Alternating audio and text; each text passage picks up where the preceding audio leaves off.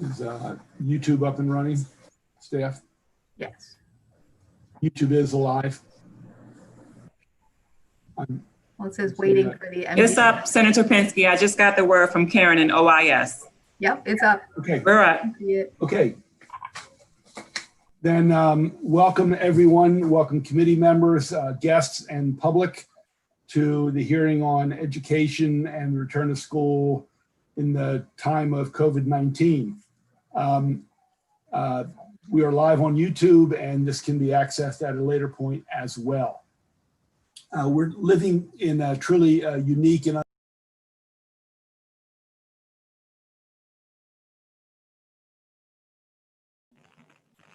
You're muted, Senator Pinsky.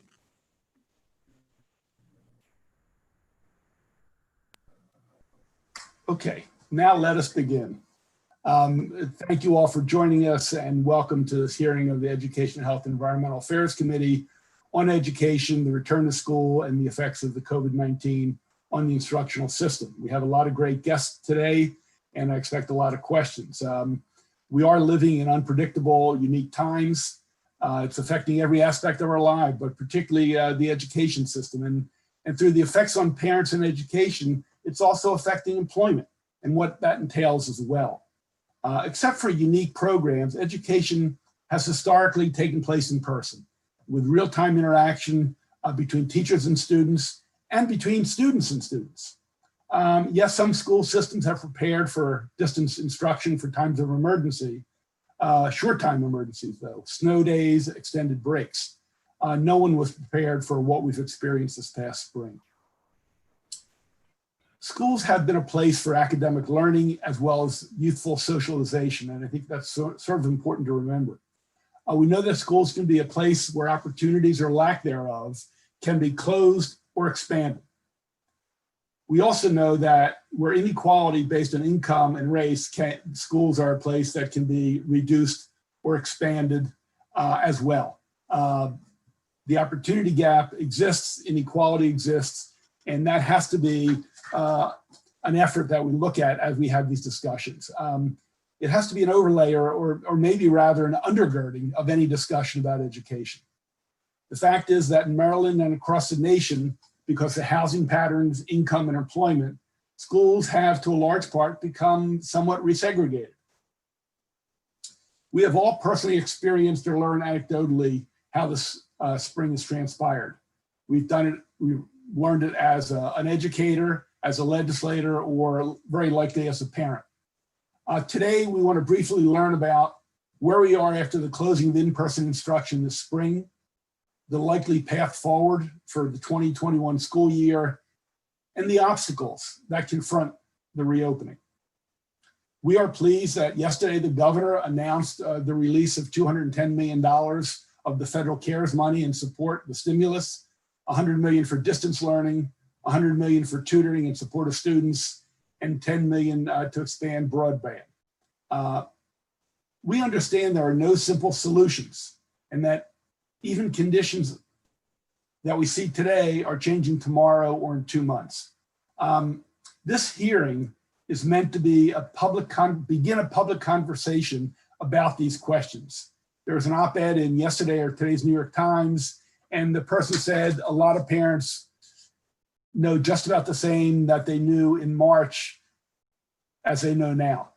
Parents somewhat are in the dark, and partly the school systems are trying to work out plans because it is ever changing.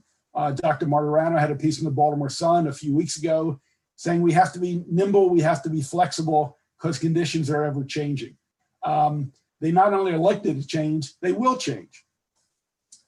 We'd like our presenters today to be as honest as possible, but with the understanding that statements and understandings are not locked in stone. The local superintendents understand they're working with their local boards of education, and they're still developing plans. So while we want to surface a conversation of what September might look like, we also don't want to hold them to the word. We want them to look at the thoughts in progress. And we want parents and the public to understand that this is a moving target.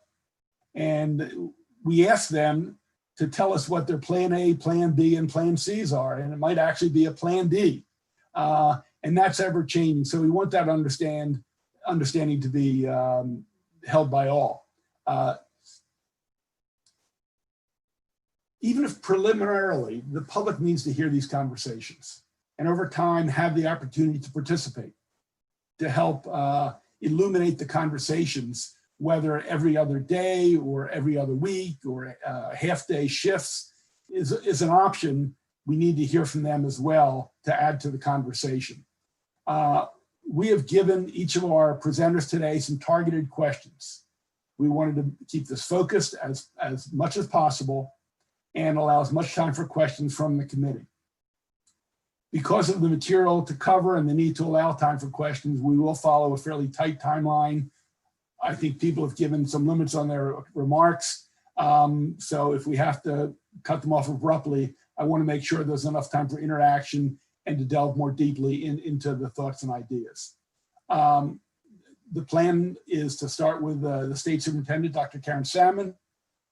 She will be followed by 4 local superintendents, and they will be followed by one of the employee groups, MSEA. Unfortunately, BTU was not able to join us today. So that's the plan. We hope to finish by 12 or very close to 12 o'clock. It might go a few minutes over. I want to respect everyone's time here on the call. And again, the public will be listening either synchronous or later.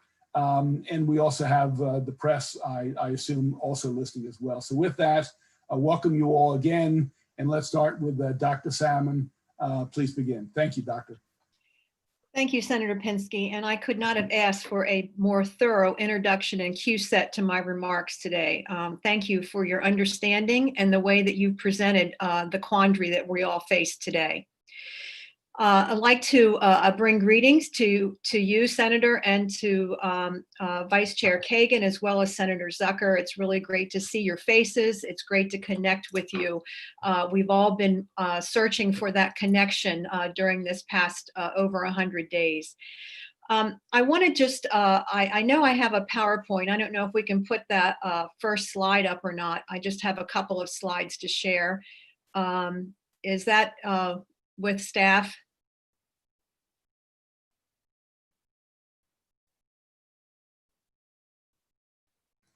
We're in the process. Give us one moment to share the screen. Okay. I'm just going to go ahead and begin. I want to respect Please. everyone's time, but the Maryland Recovery Plan for Education, as you all know, continues to evolve over time. And in fact, the Recovery Stakeholder Group is going to meet this afternoon to do a new iteration to some feedback that we've received.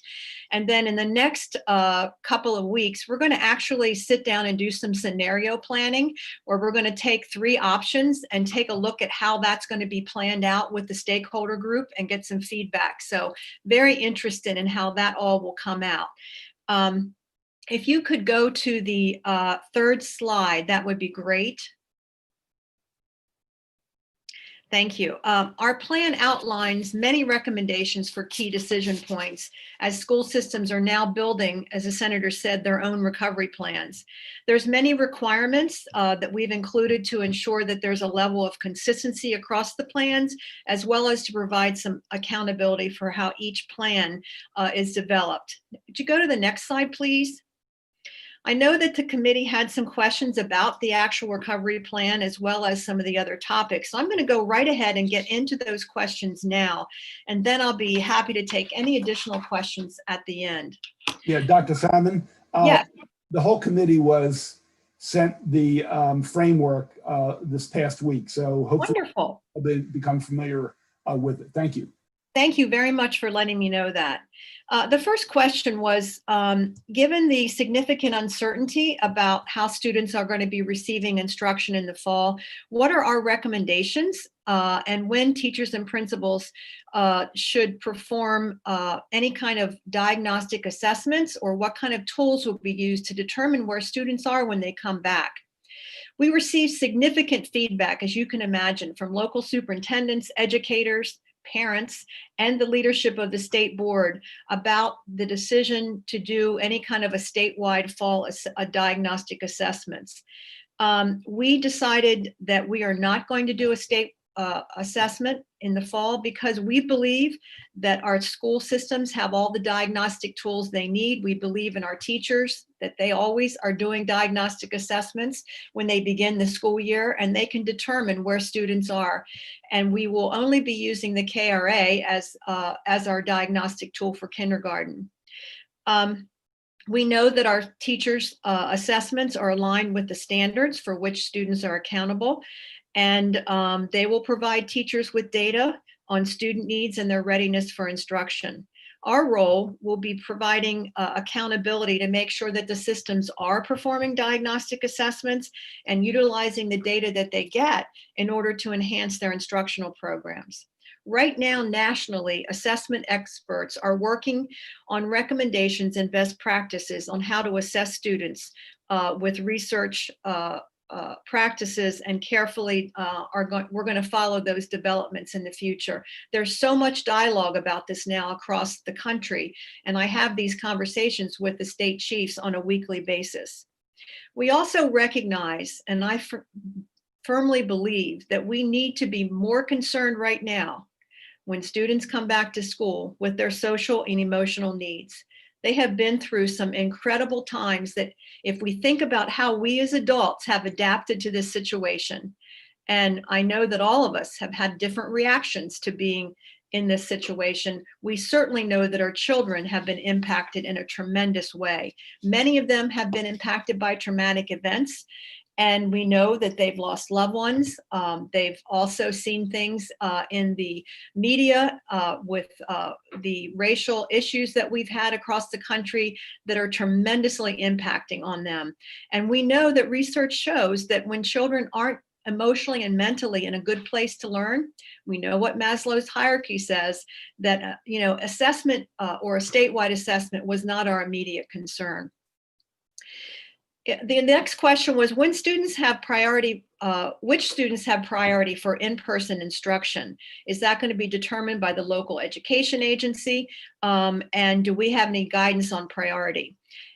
We have said that school systems now in stage 2 can bring back small groups of students who are most likely to need the support. Research has shown in the past that students most affected by the learning slowdown are our Black and Brown students, our low-income students, and students who are farthest behind, including those with disabilities. So I think those are the groups that our local school systems are looking at. There's really no best practice for this because we've never had a societal event such as this pandemic, but we do know that we are all grappling with the best ways to deal with this when students come back. And I think that school systems will know their students the best, and they know which student groups to bring back first. As I said, this will likely be our students with disabilities, our English language learners, and students who have had little or no internet access during this past spring.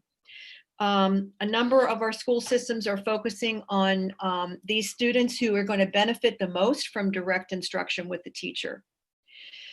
The next question is, what is our concrete guidance on the IDEA requirements? And if you could skip to slide 6, I would appreciate it.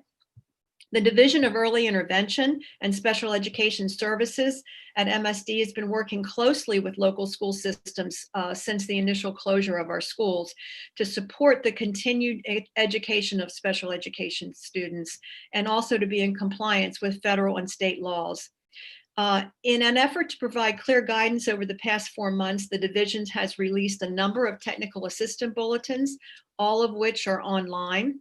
And we also provided within the plan the continuity of learning for students with disabilities during COVID-19, which covers the provision of specially designed instruction and related services during extended school year.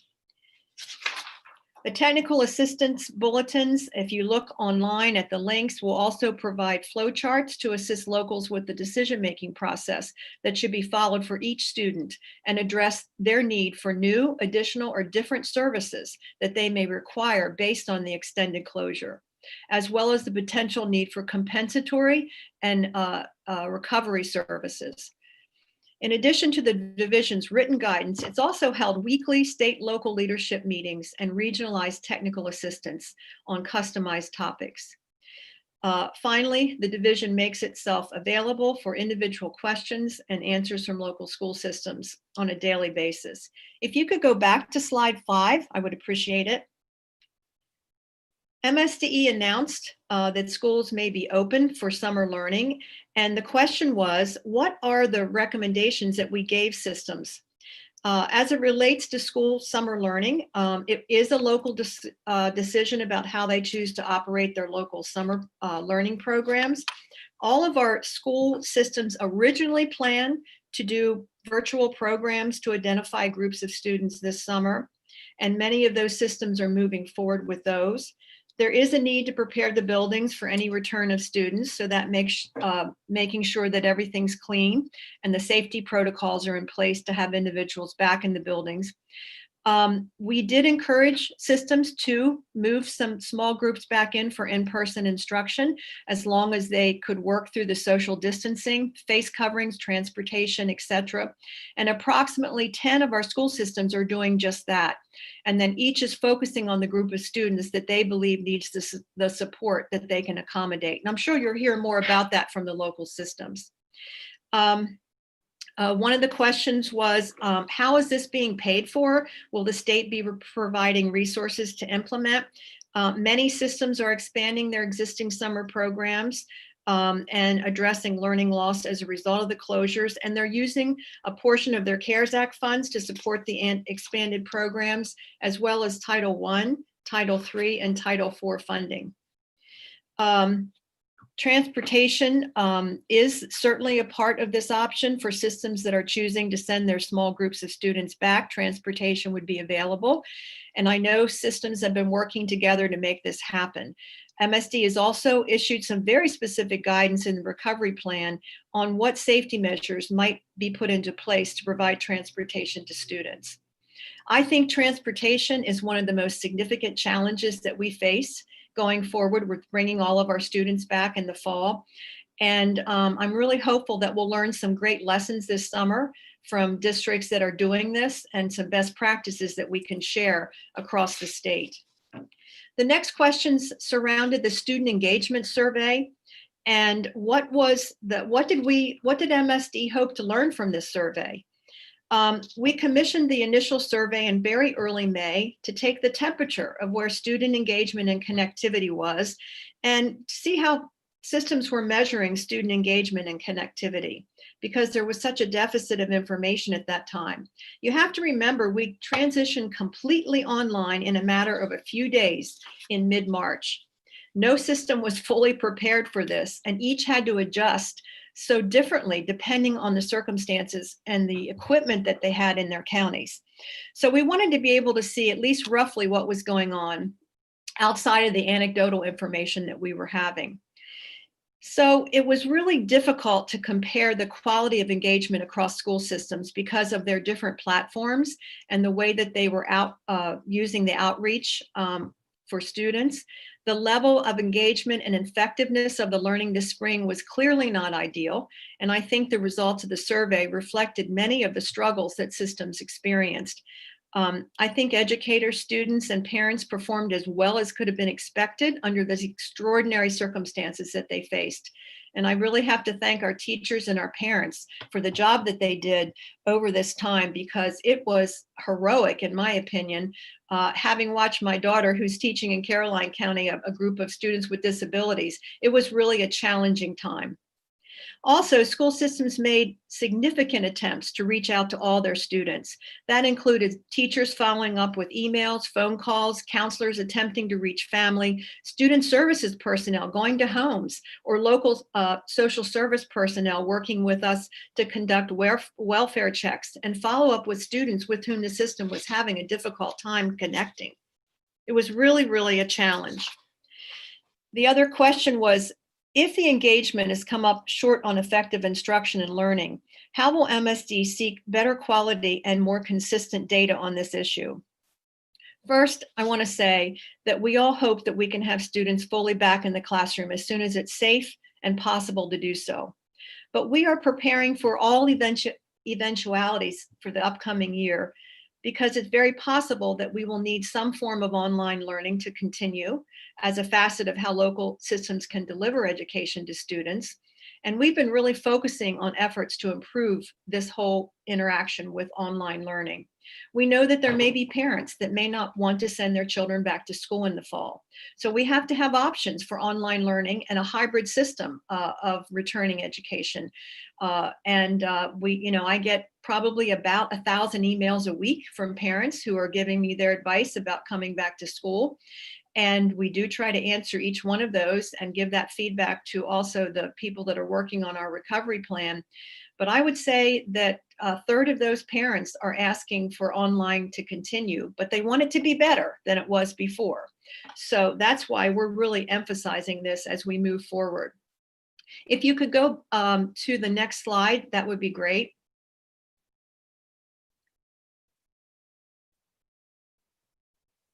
It would be, We have about three more minutes. Got it. Okay, I'll talk fast. Thank you, Senator. So I want us to see the faces of our kids as we talk about what we're doing for the future. We're using our state set aside of roughly $20 million from the CARES Act to address a number of issues. First of all, we're going to provide support to our Eastern Shore counties who are forming a consortium to offer a blended virtual program in their counties to serve students whose parents may not want them to come back before a vaccine is developed. We're also going to provide some funding to the Southern Maryland counties who want to also do a virtual program together.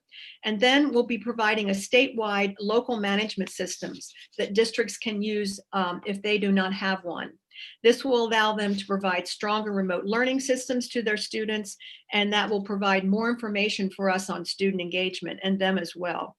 We're also using the set-aside funds to develop online courses and provide training to teachers across the state on teaching in a distance learning operation.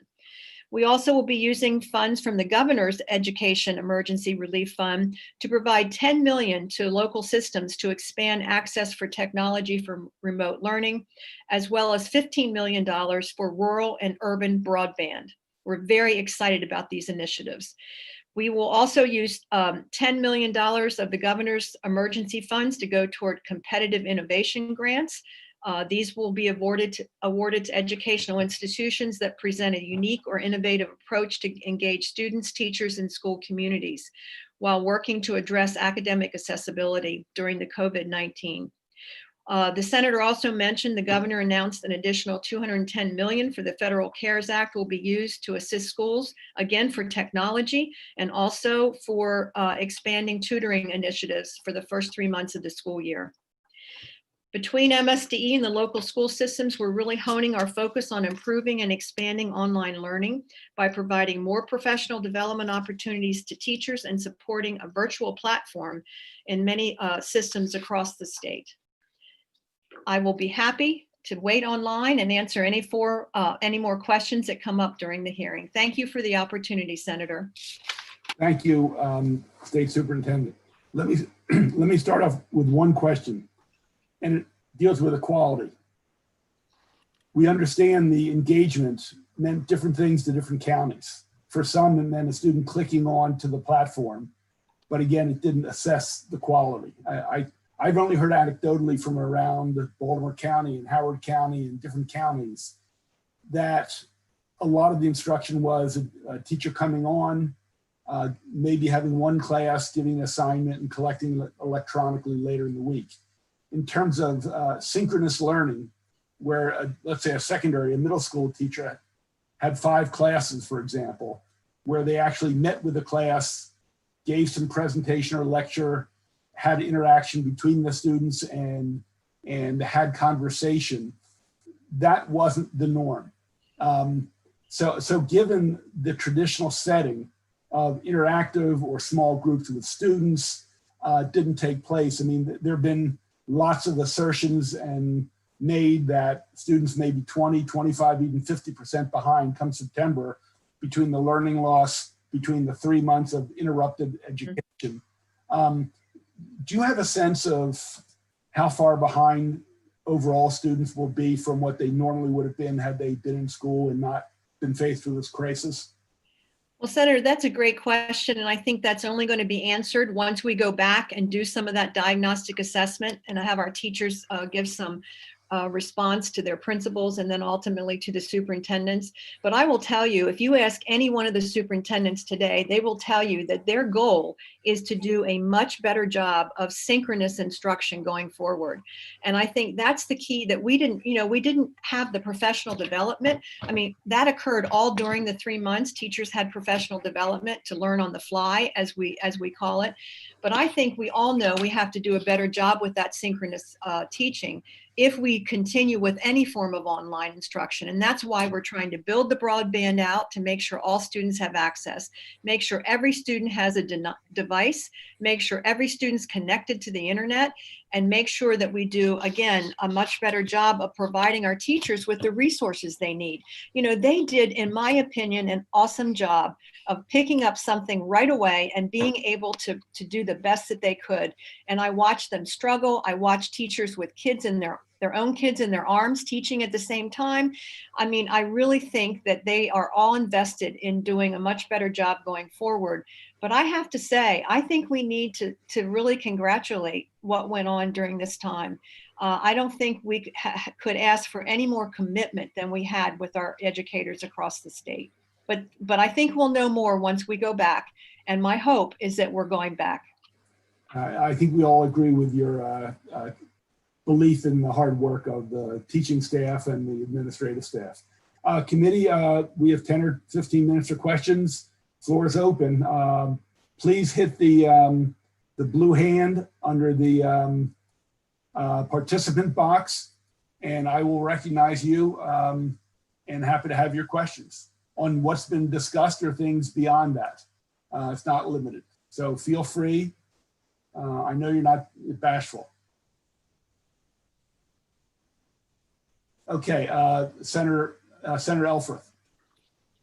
Thank you, Mr. Chair, and thank you, Superintendent, for being with us today. I was very excited to see the news release this morning about the extra CARES money going to targeted places.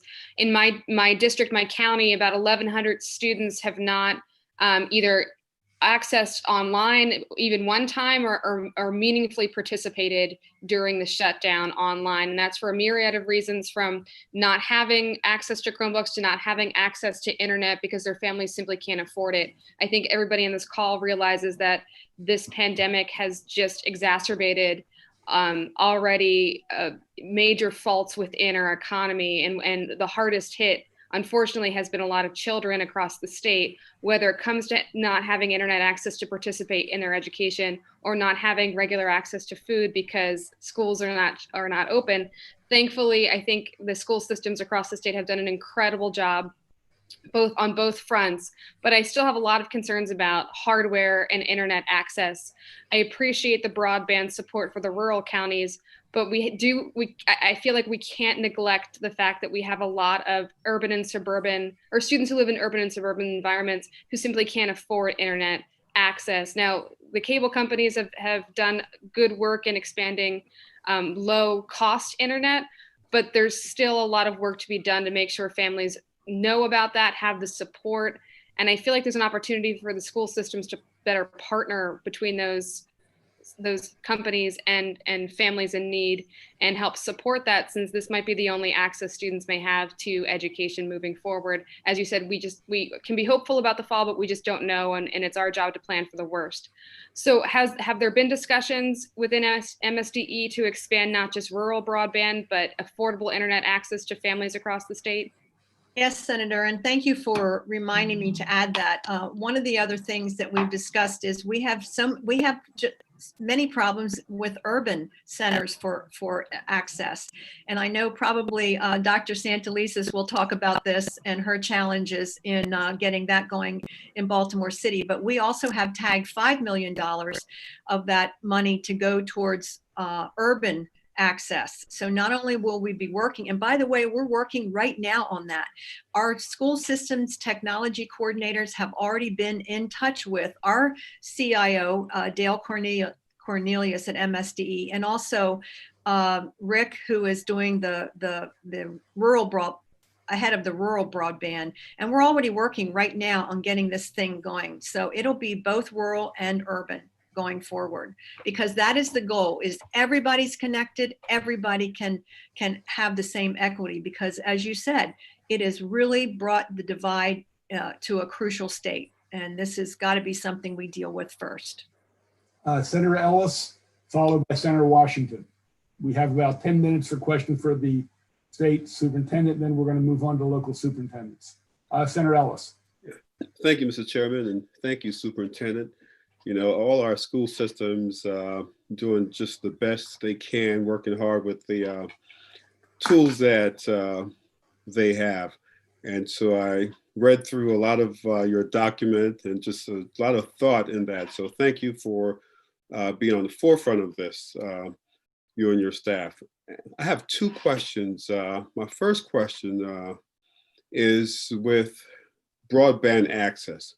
Of course, we have several issues. We have communities that don't have broadband, but we also have communities that, how should I say, you know, so many families have lost income and they have to cut back, and it's really hard to pay for life and cost of living with unemployment. So part of that, those funds, are any of those funds going to supplement actually the access of households to high-speed internet broadband? And that's my first question. Thank you for that question, Senator. And I can't definitively say every school system is committed to doing that, but I think that is what they are thinking about. Back in 2005, when I had the first laptop initiative in Talbot County, one of the things we did was provide free internet access for parents. At those times, we connected them with the phone. So you know how long ago that's been. Yeah. But we did it for free, anybody that was on free and reduced lunches. And I think we've got to do that. I mean, this is the only way to eradicate the inequities. If we don't, then we're back in the same situation we were in before. Right. So I would highly encourage our school systems to be thinking about that and find creative ways, as I think the Senator Elfwith talked about, of communicating with these folks and finding ways to do consortiums where we can get low costs for all school systems. And that way parents are taken out of the equation. It's kind of like providing a free public education to everybody, isn't it? I mean, if we're on online learning, that's part of the free education, in my opinion. Right. So again, I can't speak for all the superintendents, but it's certainly my desire that money could be used for that. Right. So thank you. So in the document that the guidelines you published, the Board of Super Education published, it talks about some requirements that each local systems must meet. And so why would this essential element be a recommendation to each district and not a requirement for them to submit some of those funds to help needy families pay for high-speed internet? Well, it may become a recommendation, since the group's meeting today. They may add that to that list of 13, and there may be 14, because I think that's an excellent suggestion. Okay, great. Remember, this is a living document. Yes. that can be expanded. And when we last, I think the last meeting was the 1st of June or something, we didn't know we had these funds for broadband. And now that we do, we can really move ahead in some of our expectations. Okay. So And thank last you. question. Very brief. Yes, real quick. So you mentioned, Madam Superintendent, Southern Maryland, the Eastern Shore, as far as a consortium. Could you expand on what that is, really briefly? Yes, I can do that very quickly. The 9-county shore, starting from Cecil and going all the way down to Worcester County, has had a history of about 50 years of consortiums, and they still have a special education consortium where they share services across those 9 counties. So they've had a good working relationship. They meet once a month as well as once a month with all the superintendents in Maryland. And they have gotten together and they are going to do a consortium so that they don't have to do it individually by schools, but they can get together, they can hire a coordinator, and they can put together an outstanding virtual school program for whatever amount of parents don't want to send their students back, or they can switch the switch if we need to go back into all online learning. And the Southern Maryland counties are also interested in. Now, our other superintendents, and I know Dr. Smith has also expressed interest in doing this, some of our school systems want to do their own thing, and that's fine. But it always helps when you can band together, because sometimes you can save a lot of work that way. Hope that helps. Yes, thank you. Senator Washington. Please unmute Senator Washington.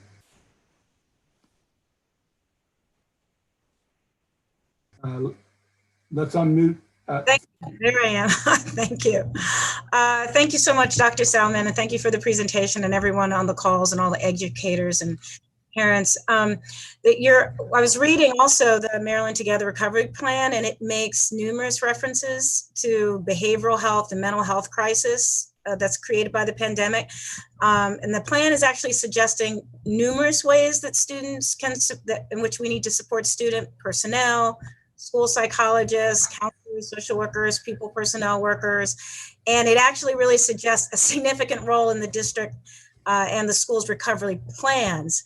Yet I kind of want to hear, I guess this committee has known for a few years that there are far too many of our schools that are already functioning without the national standards that are needed in terms of the ratio. And that was actually prior to the pandemic. So I have two questions. One, can you tell us what are the current student support staff ratios that are actually happening in Maryland schools? I'll start with that one. And I guess the second one would be, how is MSDE advising school districts to proceed in terms of implementing these supports, and what the support, what you're going to be doing to support the schools? So you get the gist. Right, Where I do. will we hire, Yeah. and where do we need to be? I've got it, Senator. Thank you for those questions, because I firmly believe this is where we have to start when we go back to school.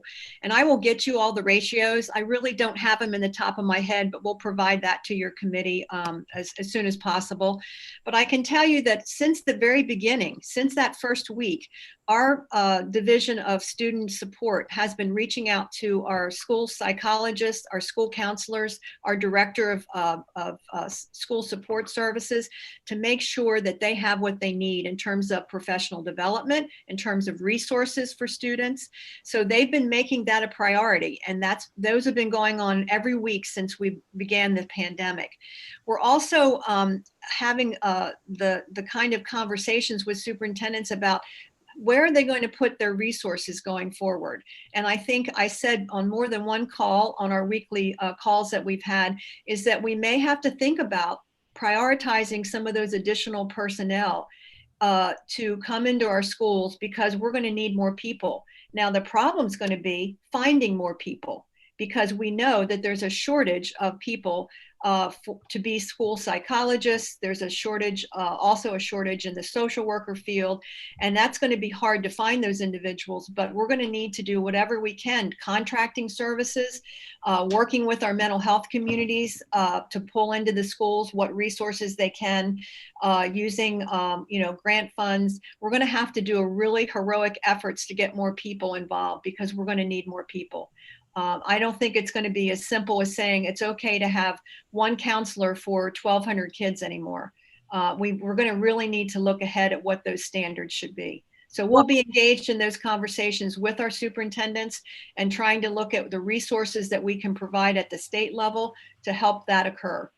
Great, thank you. For that. I just have to, just to the 1,200 to 1, just to let everybody know, we know, the committee knows, but let everyone listening know, the ratio, proposed ratio should be, according to the National Association of School Psychologists, is 250 to 1, 507 for school psychologists, 500 to 1, and social workers, 400 to 1. So it should never have ever been acceptable for it to be 1,200 to 1. But thank you for that, and forward to the specifics on the resources provided on top of what they already are receiving to implement. Thank you, Senator. Thank you. Senator Carrozza, please unmute Senator Carrozza.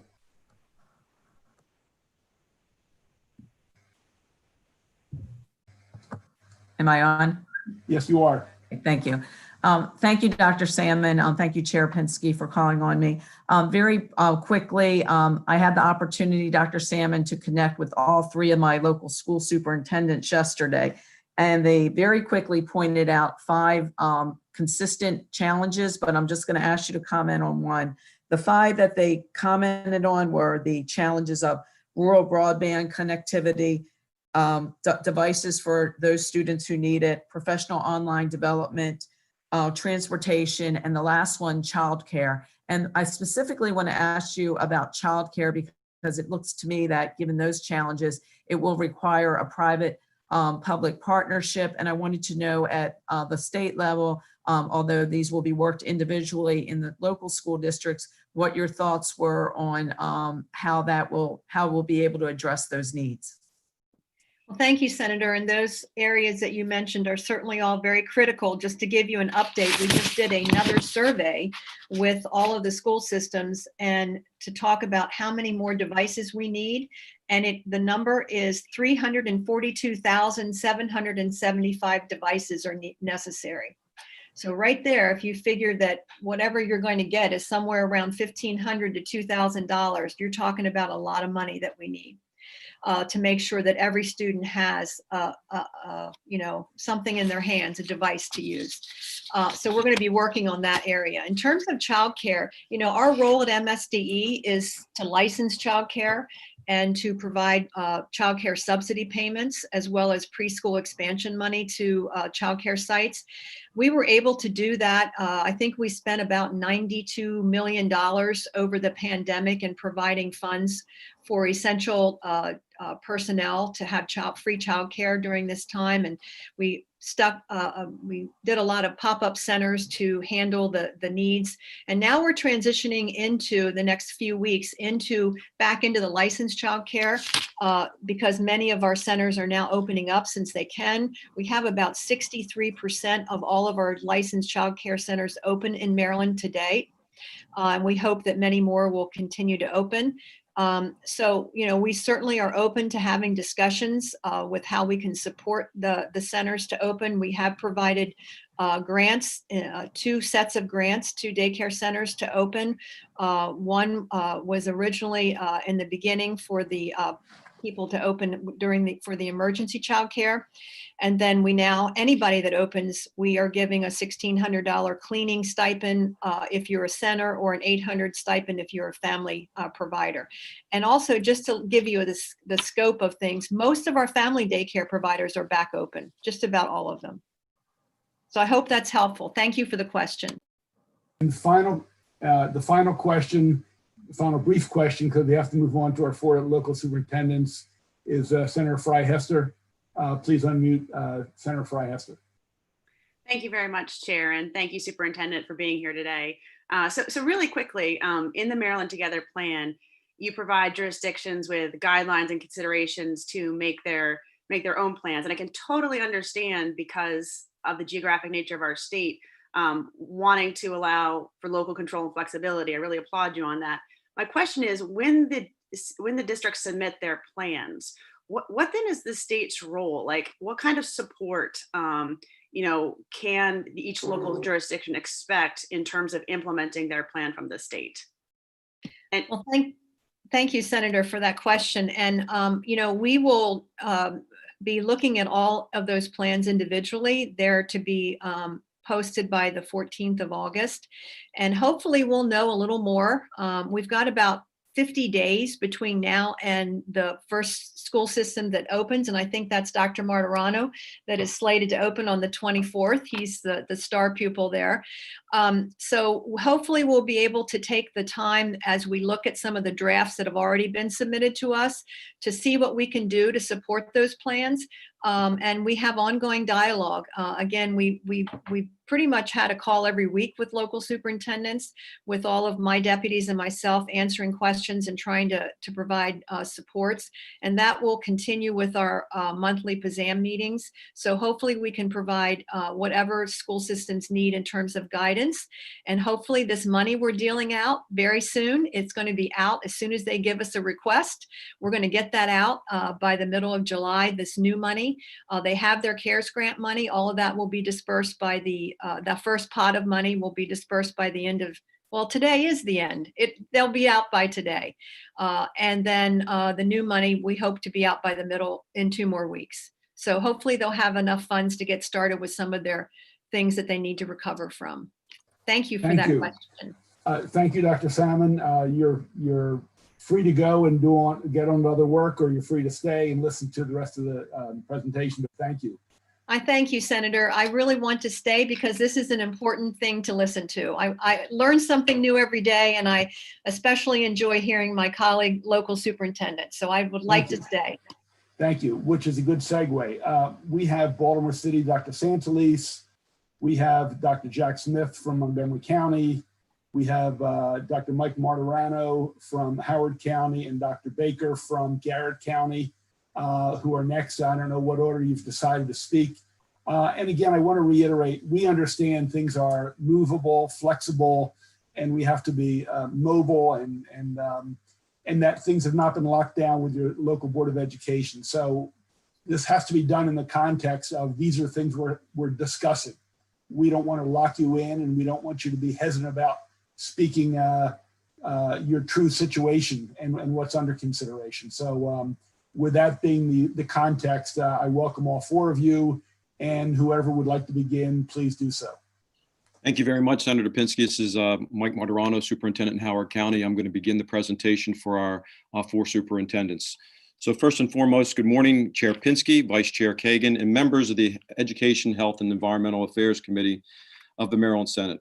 Thank you for the opportunity to be with you virtually today and allow me to share the Howard County's efforts to prepare for students returning to school in the fall.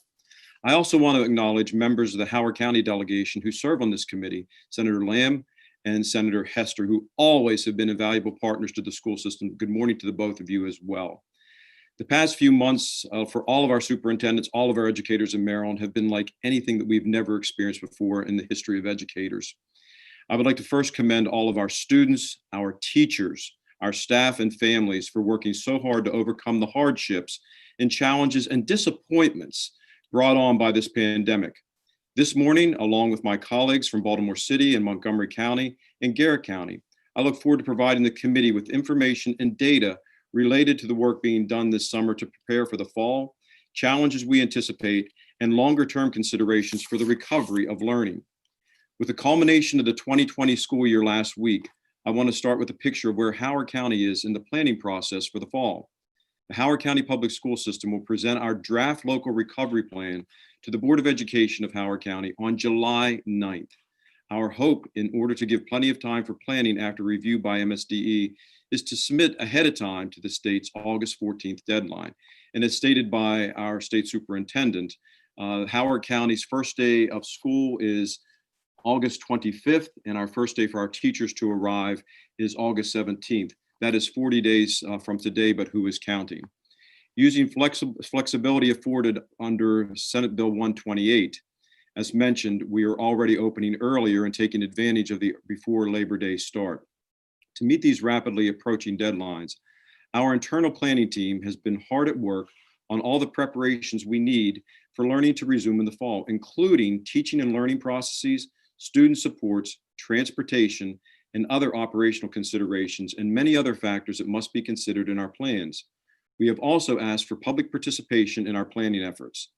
In mid-June, we issued surveys to parents, staff, and students to garner feedback on continuity of learning programs and input into decisions for the fall. Parent guardian surveys were provided in multiple languages and distributed through email and also made available at meal distribution sites. Students in grades 3 through 12 were given opportunities to complete the survey during the continuity of learning check-ins at the end of the school year. Staff was also issued surveys based on their role and instructional levels. And I'm pleased to say to date that over 30,000 surveys have been completed, and that's incredible data for us to look at as we make decisions going forward.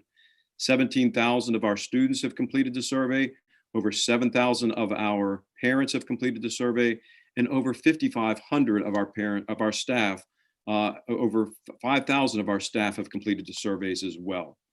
We have also convened a very diverse recovery plan stakeholder group with approximately 35 members representing diverse community groups and health organizations. The stakeholder group is reviewing the survey results and emailed feedback and sharing their input and perspectives on their concerns, factors to consider, and other suggestions for making the new school year a success. Additionally, as superintendent, I have 7 different advisory groups, and we are using those groups as focus groups to tap into to get additional information to help guide our decisions. Of utmost concern, which has been addressed several times this morning, of utmost concern as we move forward into the fall planning, an area that I want to bring to the forefront of our conversation today is equitable access to devices for all of our 59,000 students in Howard County. The Howard County Continuity of Learning Plan that was implemented this spring and the solutions likely to be implemented this fall will rely heavily, and let me emphasize to the committee, will rely heavily on technology to engage students in distance learning.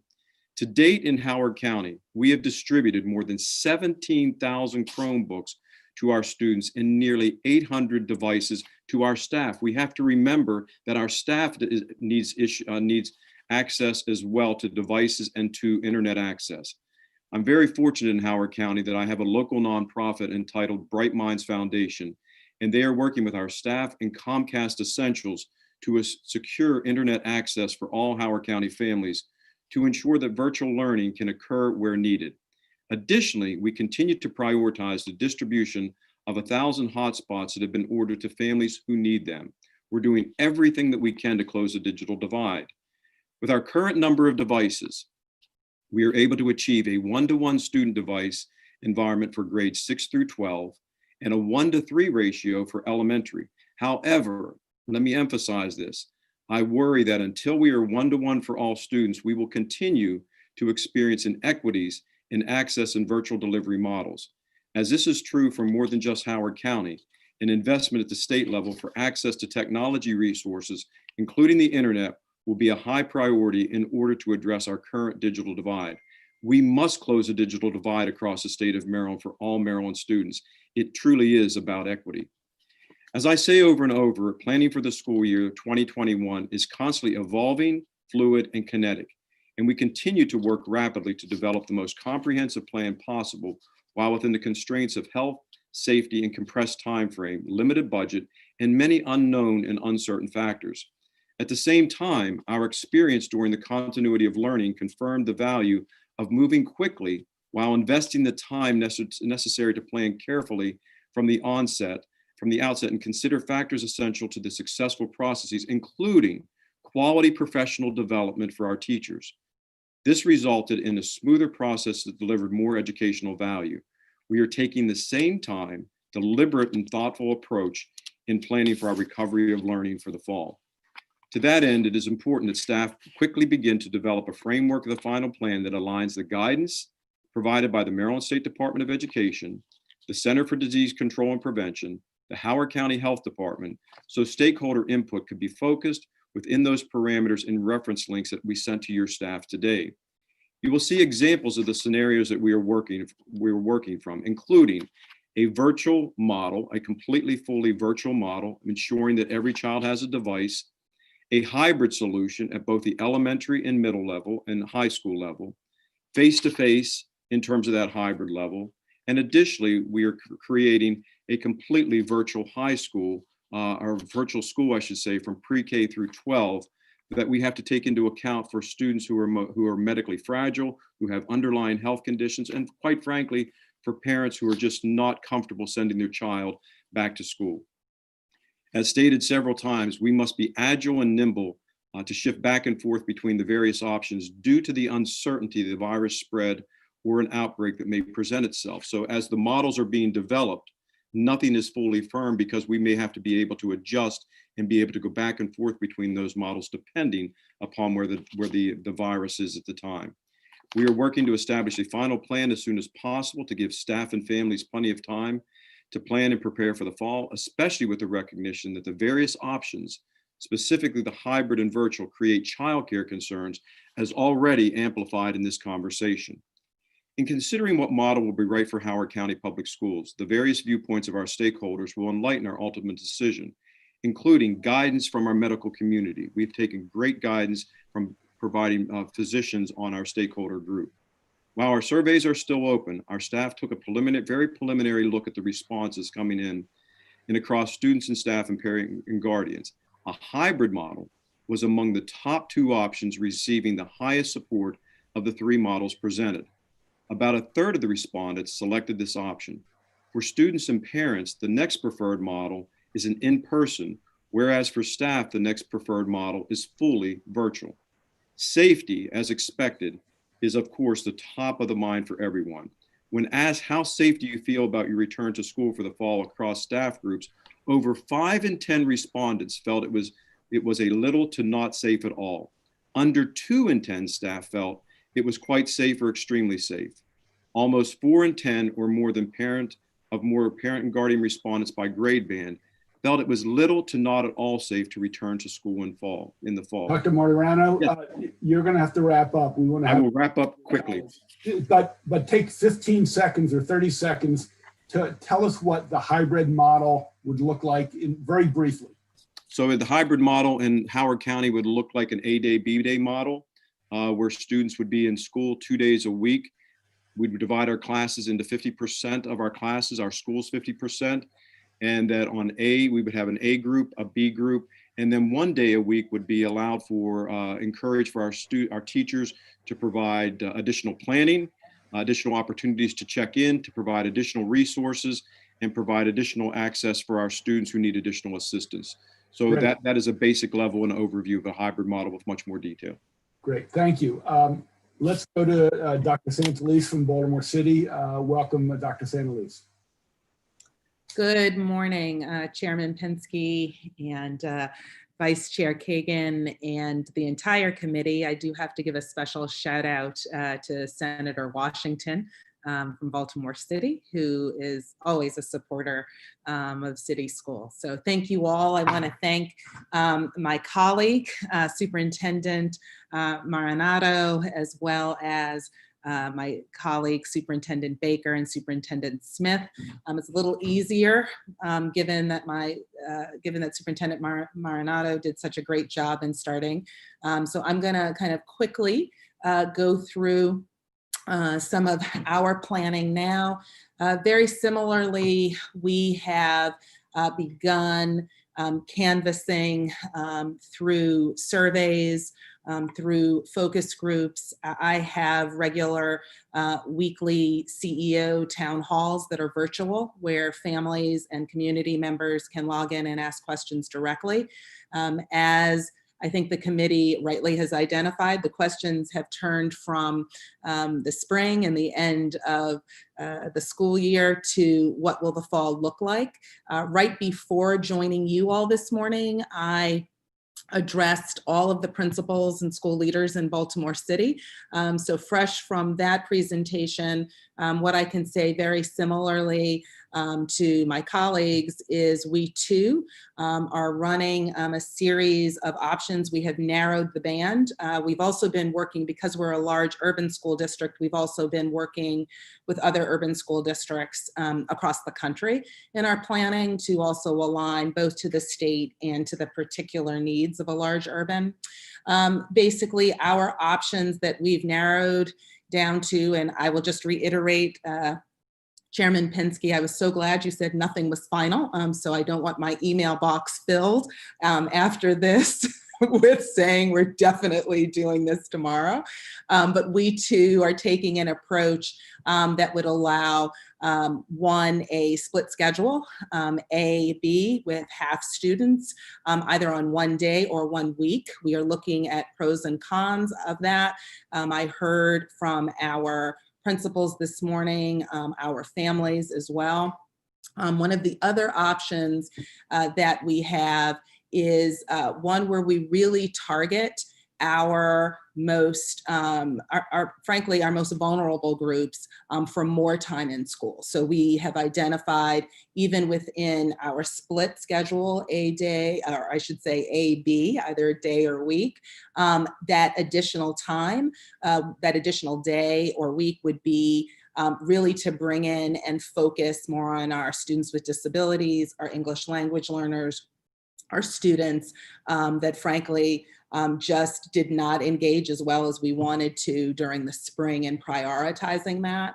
I think as the state superintendent referenced earlier, we are also targeting through our summer programming this summer, all of which will pretty much be virtual with the exception of those same targeted groups being prioritized to come in for in-person, socially distanced summer learning opportunities. And then the third option for us, and part of what we're looking at, is given some of our space issues, this would not work for every single pre-K through 8 school, but we actually have pre-K through 8 schools that have enough room that we might be able to use full space. So that means clearly not using cafeterias as cafeterias or gymnasiums as gymnasiums in the traditional sense of the word, but being able to use that space. There are instances where we may be able to get even more days for our pre-K through 8 students in person, and then having high school as a hybrid mix. I will say overwhelmingly with our feedback, very similar to what Superintendent Marinato framed, we are hearing that our parents absolutely, and this was one of the first promises I made even back in May, was that we will have an all virtual option for families that we know just are not going to be comfortable sending their students, their children back to school. We know that Baltimore City, like my colleague, Superintendent Smith in Montgomery County, we were frankly an area in our state that saw very high levels of the virus. And we also know that the virus nationwide has disproportionately impacted African-American community and other communities of color. And so we are hearing from our local families that they actually want a virtual option, and they want very detailed hybrid option that takes into account the particular vulnerability of a large number of our students. So again, we're working through those.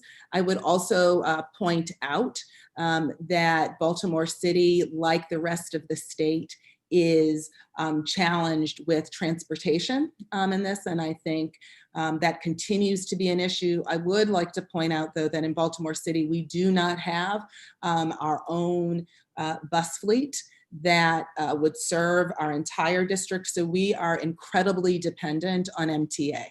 And MTA's proposed reduced schedules, MTA's proposed reduced routes would frankly tax an already very vulnerable transportation system that we have in Baltimore City. And we, even pre-pandemic, we're having challenges making sure that all of our young people, particularly our secondary students, could take part in the full complement of what makes school school. That structure is going to be even more challenged for us now in the coming weeks as we talk about hybrid options.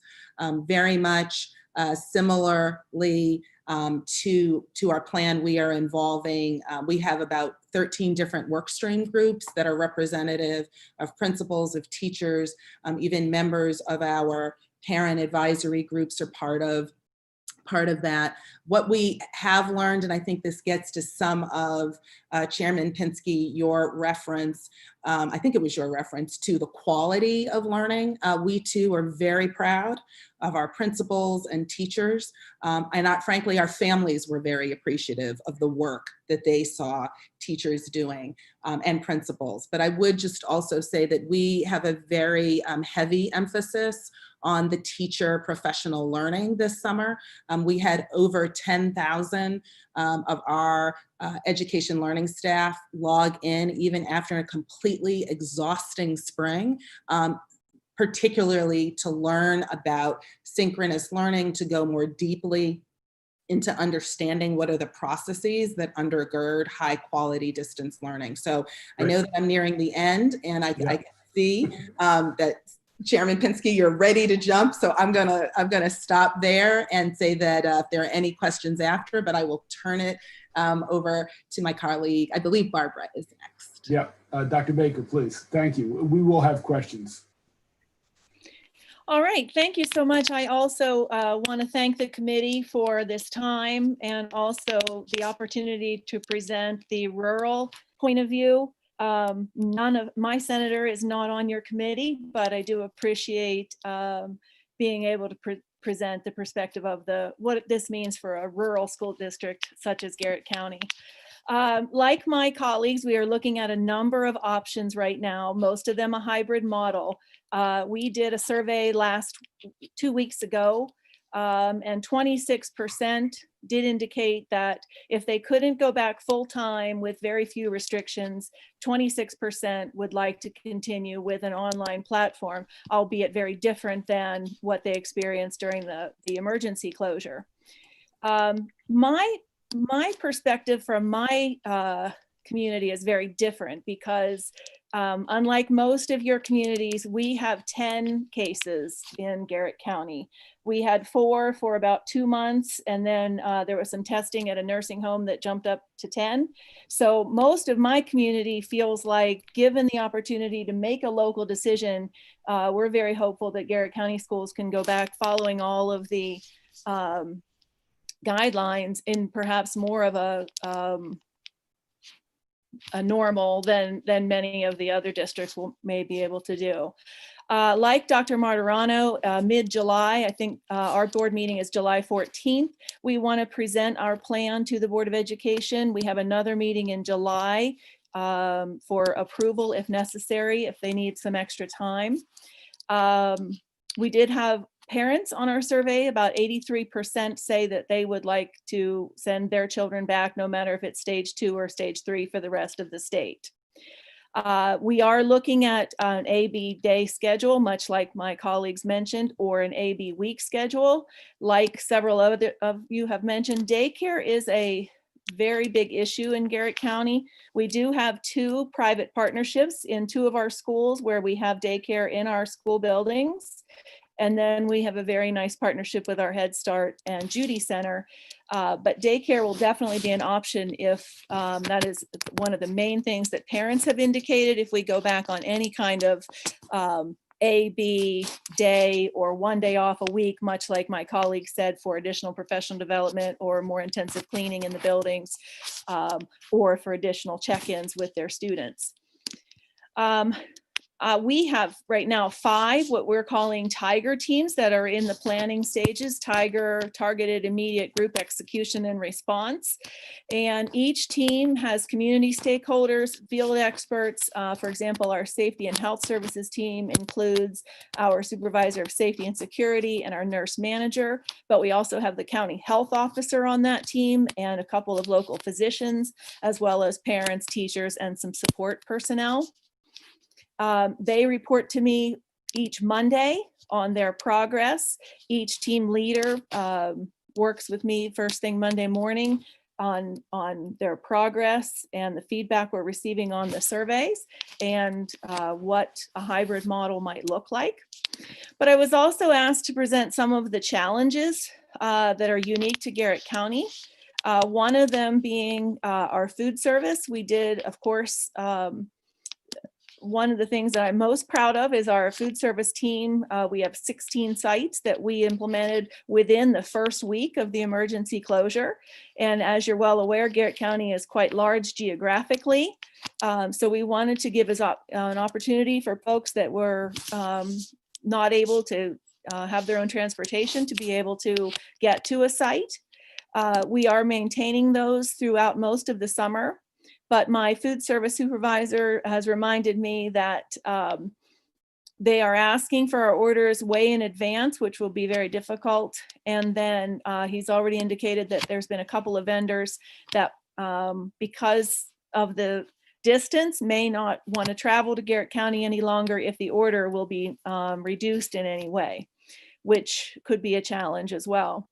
The IT challenge, of course, that my colleagues have mentioned is very difficult in Garrett County. The digital divide is mostly between our students of low income Those are also our students that we feel did not benefit the most from our online platform that we implemented with the closure starting in March. We did increase our hotspots. We added 6 hotspots throughout the county, and then we partnered with Garrett College to add a hotspot there. But our surveys indicate that only about 40% of our families are prepared to handle an online distance learning model. That could be due to a lack of devices or a lack of internet connectivity. Like I said, we are moving to a one-to-one, and we hope with the extra funding to be able to do that almost as soon as school starts. But the connectivity is still going to be an issue for a number of our families. And again, our families that have access to good internet will continue to be able to access all of our programs and all of our learning opportunities, where our students, even if they have a satellite, which a number of them do, it's very expensive. With our weather, it's not even very reliable. I know the county commissioners are working very hard to improve that, but it is still a challenge for us in Garrett County. We are using some of our CARES money to purchase a new learning platform. We're going with Schoology, and we did not have a learning management system, and we're very excited about that. So much of our summer will be spent in professional development with our teachers to learn our new platform, so that we can, our first day of school is August 31st, so we can hit the ground running that day. Couple other challenges, and as Dr. Santelises mentioned, we talked yesterday, and I said we probably couldn't be any more different on transportation. We travel about 6,000 miles per day, our school buses, which are contracted. But one of our challenges we feel is going to be, we have a very elderly population of our drivers who have been driving us for 30 or 40 years in Garrett County, which is commendable, but I know they will have concerns. They are a population that is a more fragile population. So we will have to work very hard to social distance, make sure the kids are wearing masks, and follow any guidelines that we receive from the transportation department of how many students are allowed on a bus at one time. We'll have to wrap it up, Dr. Baker. Okay, will do. I'm open to questions at the end with any other concerns. One thing I did want to say was that we have looked very hard at, as Dr. Salmon mentioned during her opening, at our students who've experienced trauma and our students who will need a lot of support when they come back. And I'm going to defer to Dr. Smith, who will wrap it up for us. But if anybody has any questions about what we are doing in Garrett County to address that, I'll be happy to answer them during the question and answer period. Thank you, Dr. Baker. Thank you. Thanks to all of you. Dr. Jack Smith from Montgomery County. Dr. Smith, you're on.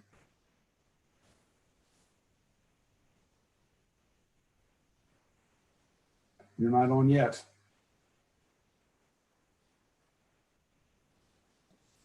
There, and I unmuted myself.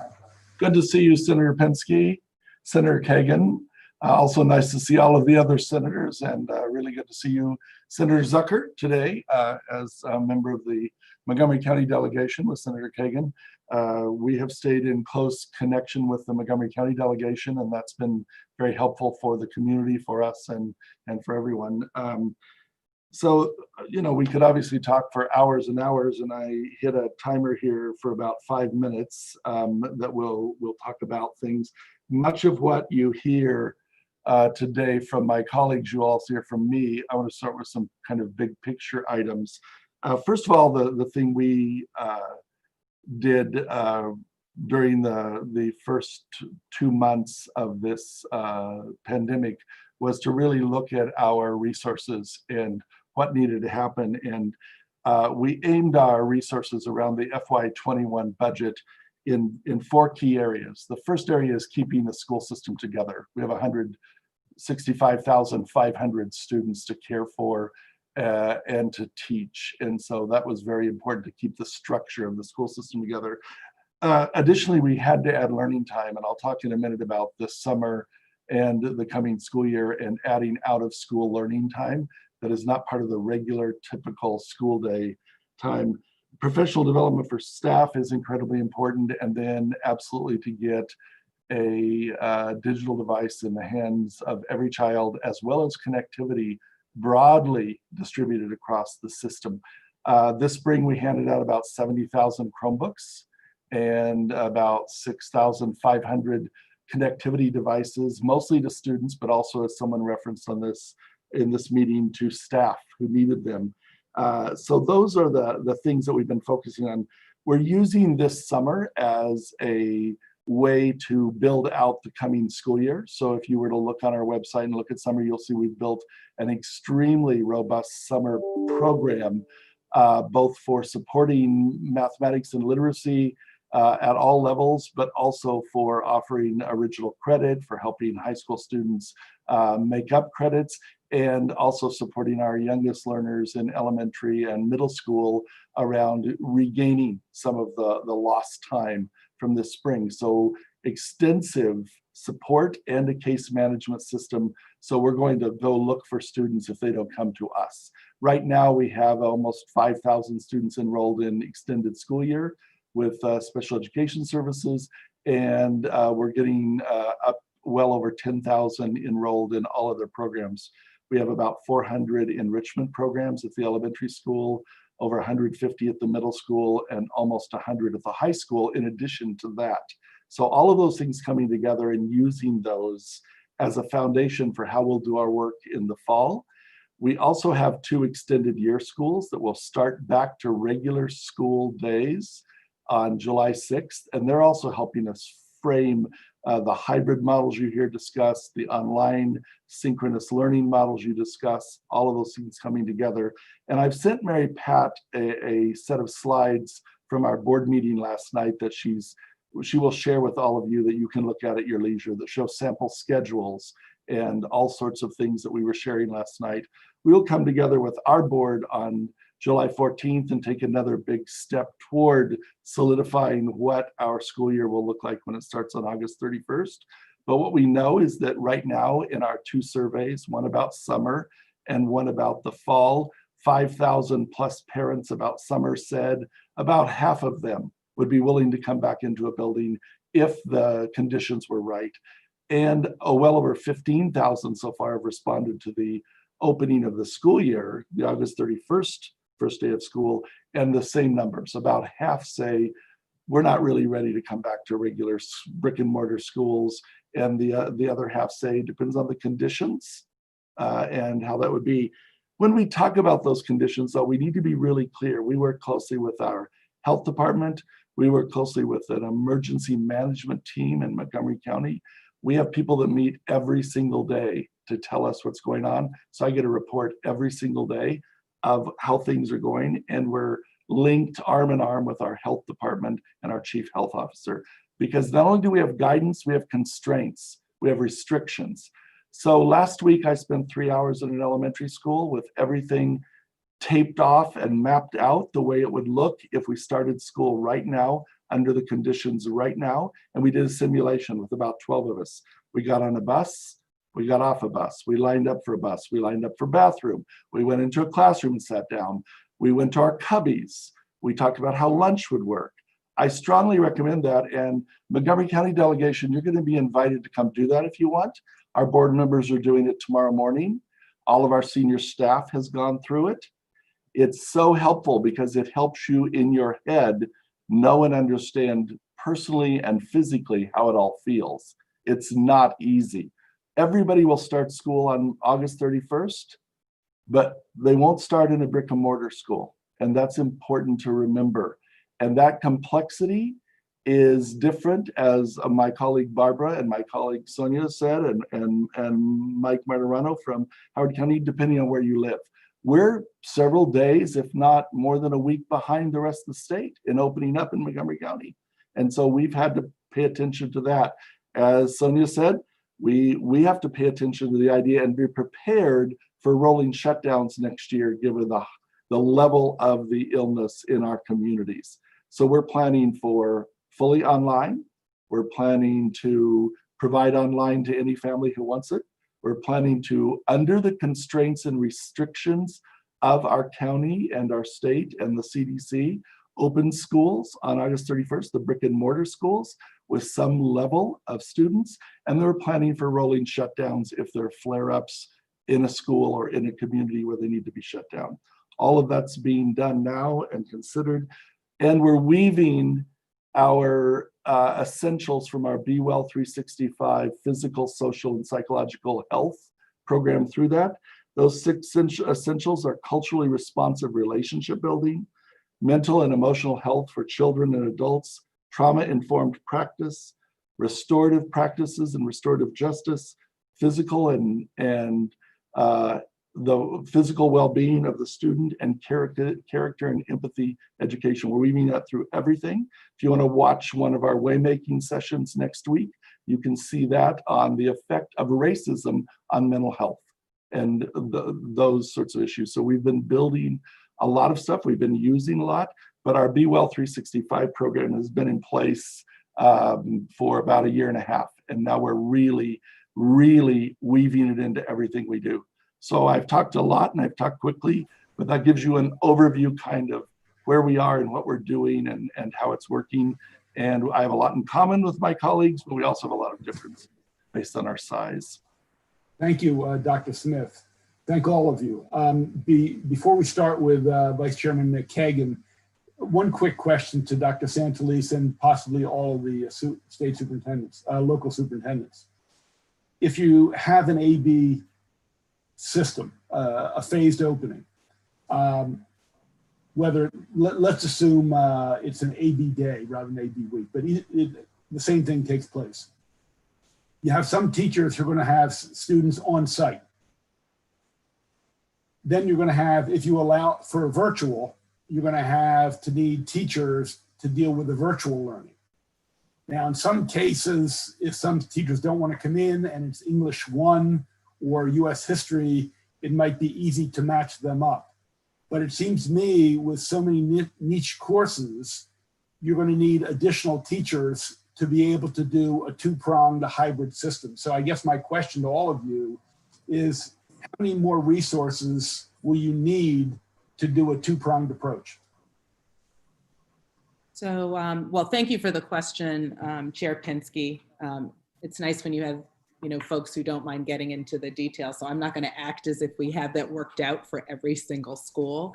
But I will say, as I'm sure we'll hear, from MSEA and my other colleagues, that there's a variety. I mean, part of what we're doing now is isolating kind of what are our teachers saying to us about their readiness to return, right? So, and there's for some, it is comfort level. And for others, it is true physical condition, like I am on that target list. That's different than teachers who say to us, if we're socially distanced, if I know what the protocols are, if I have PPE, different types of PPE, right? For some of our teachers who are working with students with very severe disabilities for which social distancing is not practical for a student with a spinal cord injury. That's not, right? That's not happening. And so part of the answer to that question for us is looking at the different scenarios, particularly for our different high schools, because high school is where we see it most often because of the specialization that you're talking about. But that's also some of the conversation that we've been having with principals, right? So even today, getting a sense from our school leaders of where is the staff within your school, number one, where are you seeing the gaps? And then what is that impact on whole district staffing, right? So some of that for us is what does it look like across the district, but where are the schools where we know we're going to have more challenges? And yes, it's part of the reason why even with, and none of us on this call are naive to the fiscal challenges that our state is going to be in. But, we went ahead and we still are recruiting teachers. That is not an area where I did a staffing freeze. There are other areas where I did staffing freezes, but not teachers. So, my colleagues may have better answers for that, but what we're doing is kind of charting. We know what our hard to staff school subject areas are anyway. And then what we're doing is getting our real time, I get regular reports from schools about which teachers where we think we're going to have kind of particular challenges in. And our human capital team has done yeoman's work in recruiting in this environment. I actually don't know how they've done it. And so it really is, frankly, for us at least, kind of a complex labyrinth of how are we matching what we know about our educators' comfort levels and what our traditional needs are and where our current weekly staffing report is. So I don't know if that's a question. It helps. And I would only suggest that if in trying to come up with a creative two-pronged approach, it calls for additional resources because you can't run both simultaneously with the exact same number of people, figuring out, trying to model what that would be and making a request to the governor or to the State Department. And maybe that would be a way to utilize some of the stimulus money, either current or if there's a subsequent stimulus. So thank you. No, that's helpful. And I would just add just really quickly that AASA has done an analysis of just the safety cost, not staffing cost, not anything else, not transportation, just the safety cost estimate to return safely to school is placed at $486 per student, which for Baltimore City, and again, I'm not saying that that's the right benchmark, but I do think we're going to need to deal with within the state a figure that, at least for Baltimore City, would be an additional $32 million for safety alone, not any of the other support. So to your point, Senator, all somebody has to do is tell me once to ask for additional funding. Great. Let's go to Vice Chairman Kagan. Thank you, Mr. Chairman. Thank you all for joining us today and for giving us a glimpse as to the many, many challenges that you're facing. We see one side of it through constituents, but some of what you've laid out has been really enlightening. My question is for Dr. Smith. I appreciate your laying out the 6 categories that you're particularly focused on, including, you talked about mental and physical health. Telehealth has been something that I've been working on, and the General Assembly enacted legislation this year to allow people to distantly stay safe and yet connect with a healthcare provider. And that's been especially valuable in rural areas and for busy people or folks we don't want going to a clinic or hospital. The same access has not been provided for our students as our school-based healthcare centers have been closed. And I sent a letter to Dr. Salmon, whose reply indicated that the local superintendents could facilitate that and enable that. And I wonder if you or any of the superintendents might want to speak to that. How's that conversation going? And can we make sure that our students have access to healthcare? Sure, Senator Kagan, you're exactly right that the mental health, the social psychological health, and the physical health are all of concern to us. We have about 30 health centers in our schools, as well as a health suite in every single school. And we are very concerned that those are fully up and operational, once again, within the constraints of this environment that we're in.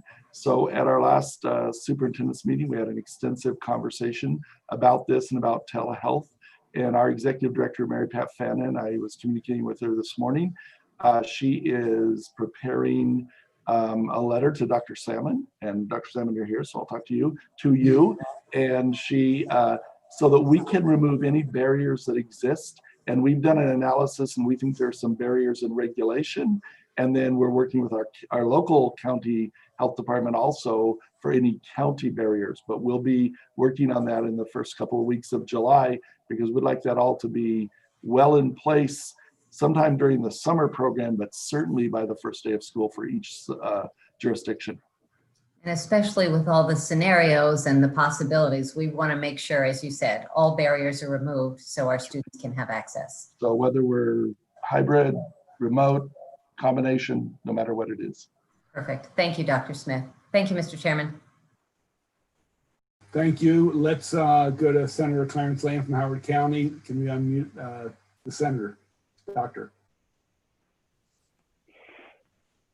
Thank you, Chairman Pinsky. Thank you all for joining us on this hearing. I think Dr. Santelides, you brought up an interesting point when you cited the fact that it costs about $486 per student to be able to provide adequate safeguards and protections for a student.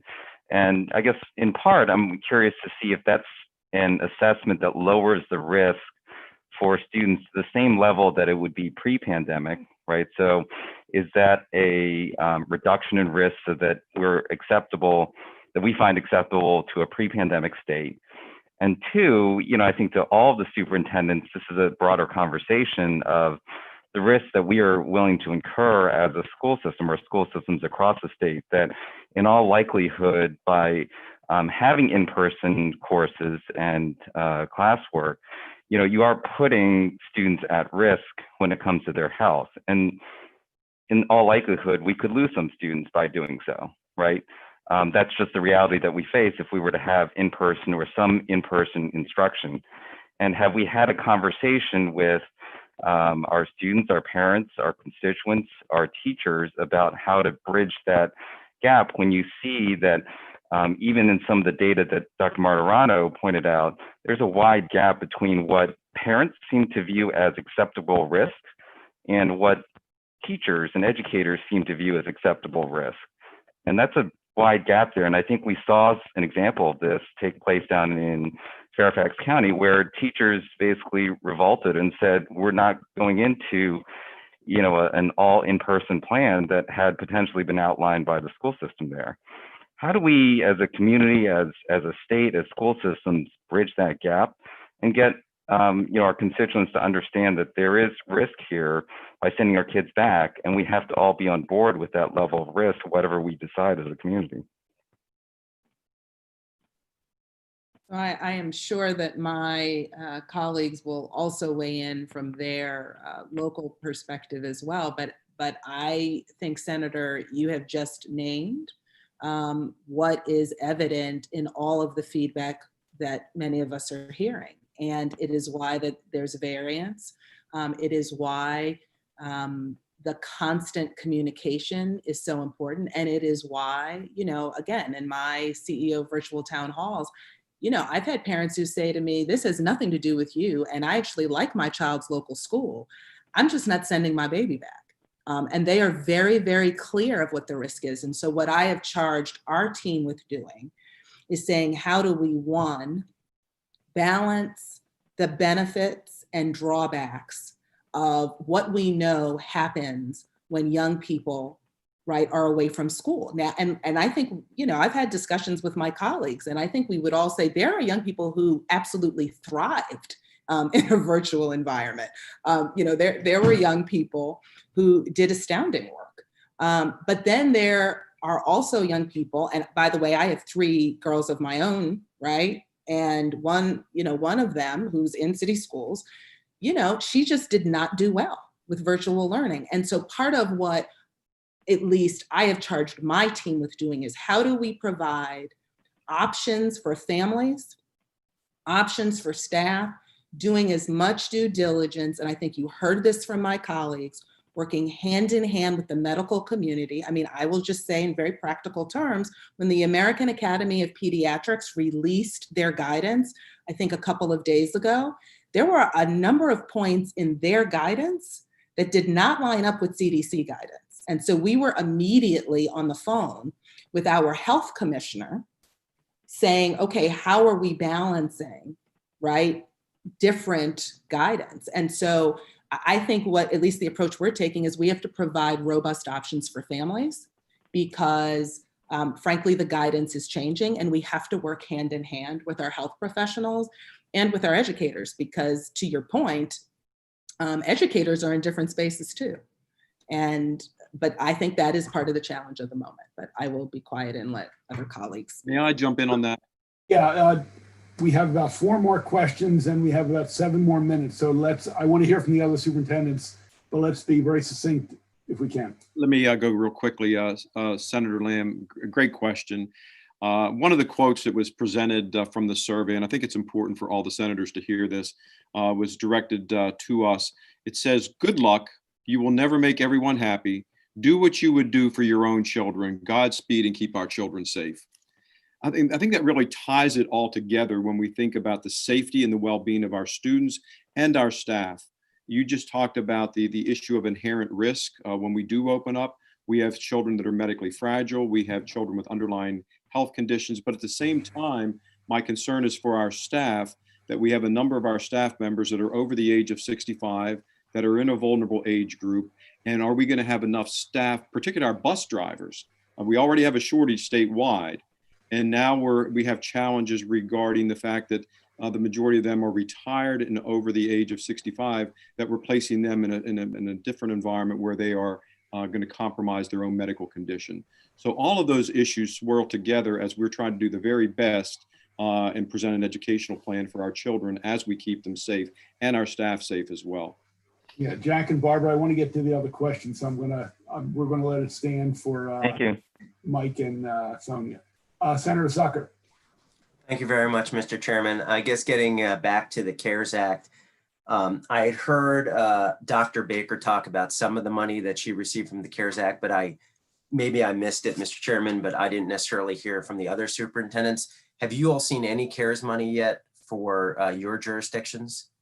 And I did want to just salute, because I share Senator Elfrett's concerns regarding technology, but I do want to salute councils like the Maryland Developmental Disabilities Council, who put in about $81,000 help toward technology for those with developmental disabilities. But I just wanted to get a sense of if you've gotten any CARES money in your jurisdictions. Montgomery County has not received funds yet. We have submitted our plan to use the money, but have not received the funds. Okay, the others? Yes or no? Same for Howard. Yeah, we're in process because some of the federal guidelines changed, but we're in process. Dr. Baker? Well, and to be clear, ours is the plan to spend the CARES. That was included in our plan to spend the funds. Right, but for Senator Zucker, to date, no money has actually been spent.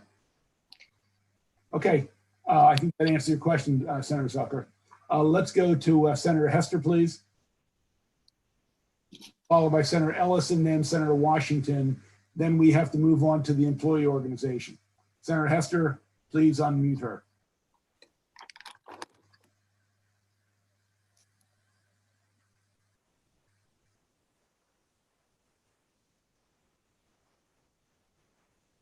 Okay, you're on. Okay, thanks for that. So thank you, superintendents, for joining us today. It's always great to see you, Dr. Monterano. My question is about any economies of scale that you see from the local perspective that are things that the state could possibly do to help. So whether it's accessing, global public-private partnerships, or whether it's increased guidance on transportation from either MDOT or the Department of Health, or whether it's potentially some kind of online class that cuts across different counties. What types of things can the state do, that help to achieve that economy of scale from your perspective, in addition, of course, to the financial needs that you all have? Senator Pinsky, if I may. Yes, one of our conversations, and Dr. Salmon referenced this in her comments, is around the digital infrastructure that they're building. And she just made a very quick reference to the idea that we would have a variety of different access points for that, whether a school system might want to engage in it totally, or like Montgomery County might want to say, well, we generally have our own, but there are 6 places we'd like to connect with you. And I think that is a potential win for this state in the future to build that out. I also think around learning platforms, the more that we can share things across the state, and I know this was in Race to the Top, and then when the grant ended and everything shifted, it got lost. But the idea that all of our curricula, all of our practices, all of our systems ought to be available to every single school system in this state across all county lines and city lines, and those sorts of things, as well as in the vendor world, anything we can do to scale, we try to do so that we can all share in the good deal that Baltimore City got or Anne Arundel County got or whatever that is. So that's a quick way of how we're thinking about that. Okay, I want to get the final two questions. Senator Ellis, if Senator Ellis in Charles County can be unmuted. Yeah, thank you, Mr. Chairman. And thank you, superintendents. I mean, you have a very unenviable job, so many decisions, so many possibilities. I'm very much concerned with the pandemic effect on African Americans disproportionately and the Latinx community. You know, it's just really, this pandemic has really showed a lot of these, how should I say, disparities, health, transportation, education-wise. So I'm concerned when we reopen and whatever plan we have, hybrid plan, you bring all these folks from these vulnerable communities in. And I know several superintendents mentioned using of space, using, say, classroom, not classroom, cafeteria, auditoriums, and you put these more students in those spaces, even though you can social distance them, whether it's 4 feet or 6 feet, whatever. More children, one larger room. I'm concerned about that in several areas for, you know, the transmission of spread. You have a super spread event in those larger spaces. And then, of course, you have warehousing of children. So I'm concerned you bring so many kids in a big space and there are a lot of distractions. And then you look at classroom management for that teacher in charge of that. We have to be very careful. And so do you think about these issues as far as using those larger spaces for as classroom spaces with the teachers and classroom management, warehousing, all these issues and super spread events? And, you know, basically what will make you go from a smaller classroom situation with a smaller number of students to a larger auditorium with larger number of students? I'm not sure who wants to take that, but any of the four of you can take it. Well, I'll gladly jump in. It's Mike Martirano from Howard County. Senator Ellis, you would be an excellent member of my recovery team. Those are all the questions that we're taking under consideration as we are developing this, is the aspect also that we're dealing with young people.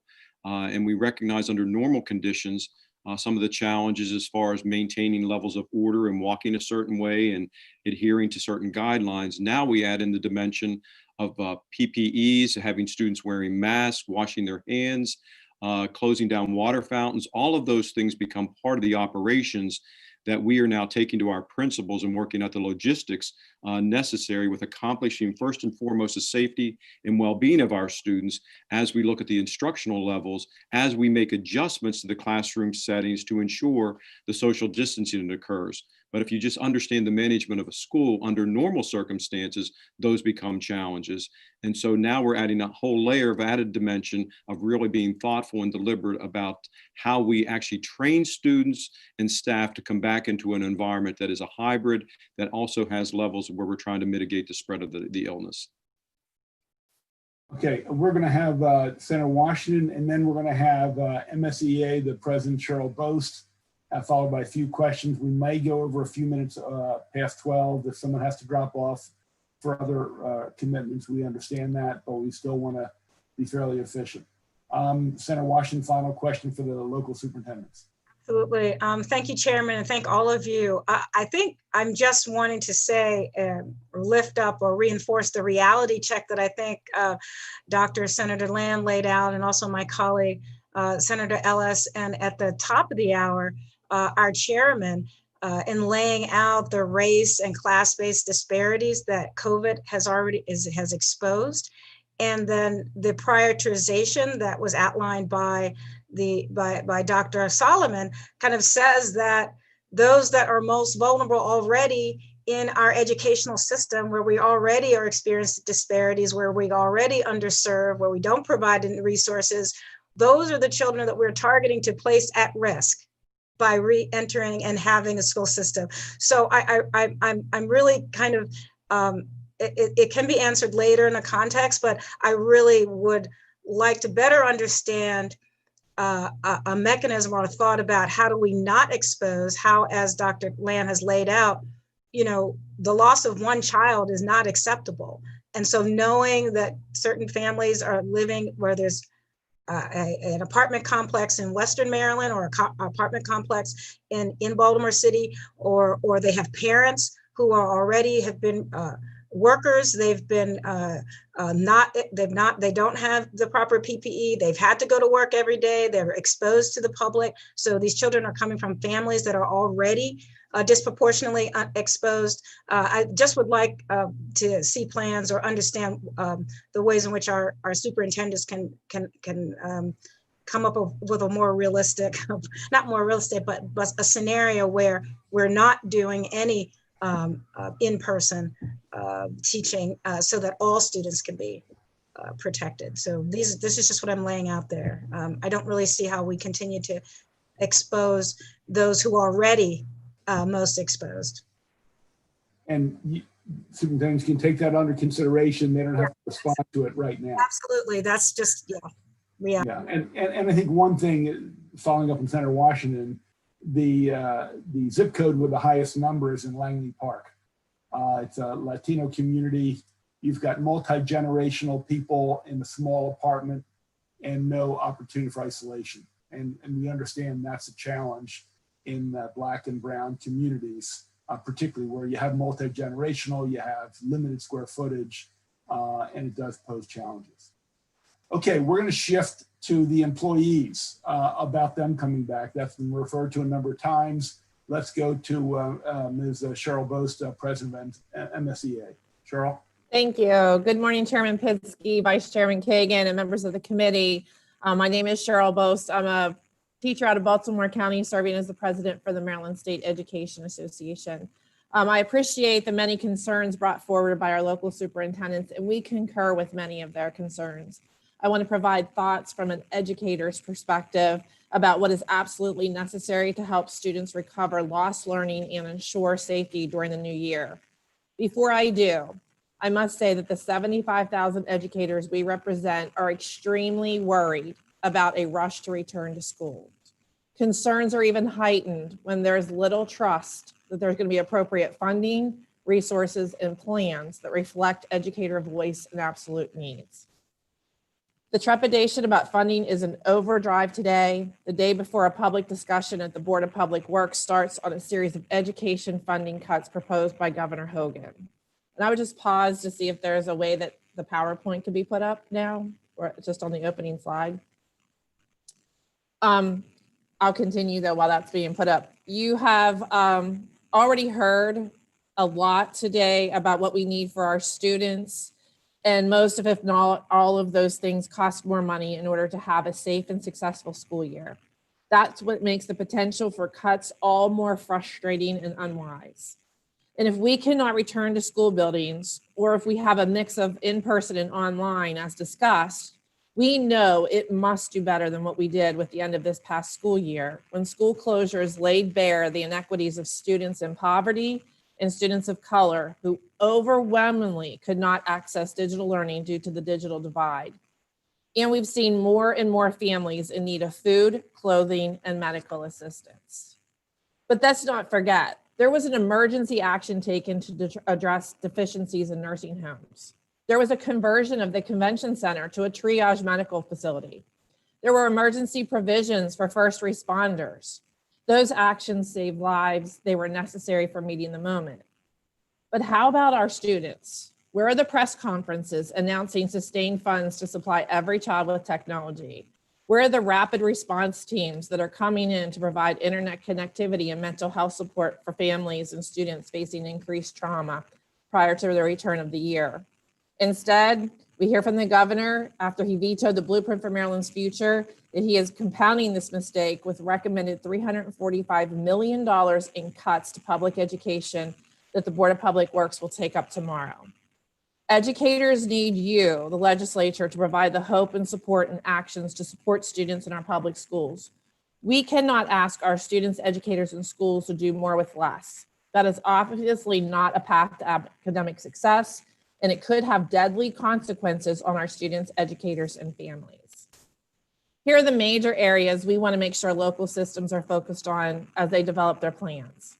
Manage challenges related to staffing, scheduling, and budgeting of programs by including educator voices. Next, not just narrow, but close the digital divide. Then mitigate against learning loss with a focus on hierarchy of needs for students and ensure safe and ethical reopening and operations of school buildings.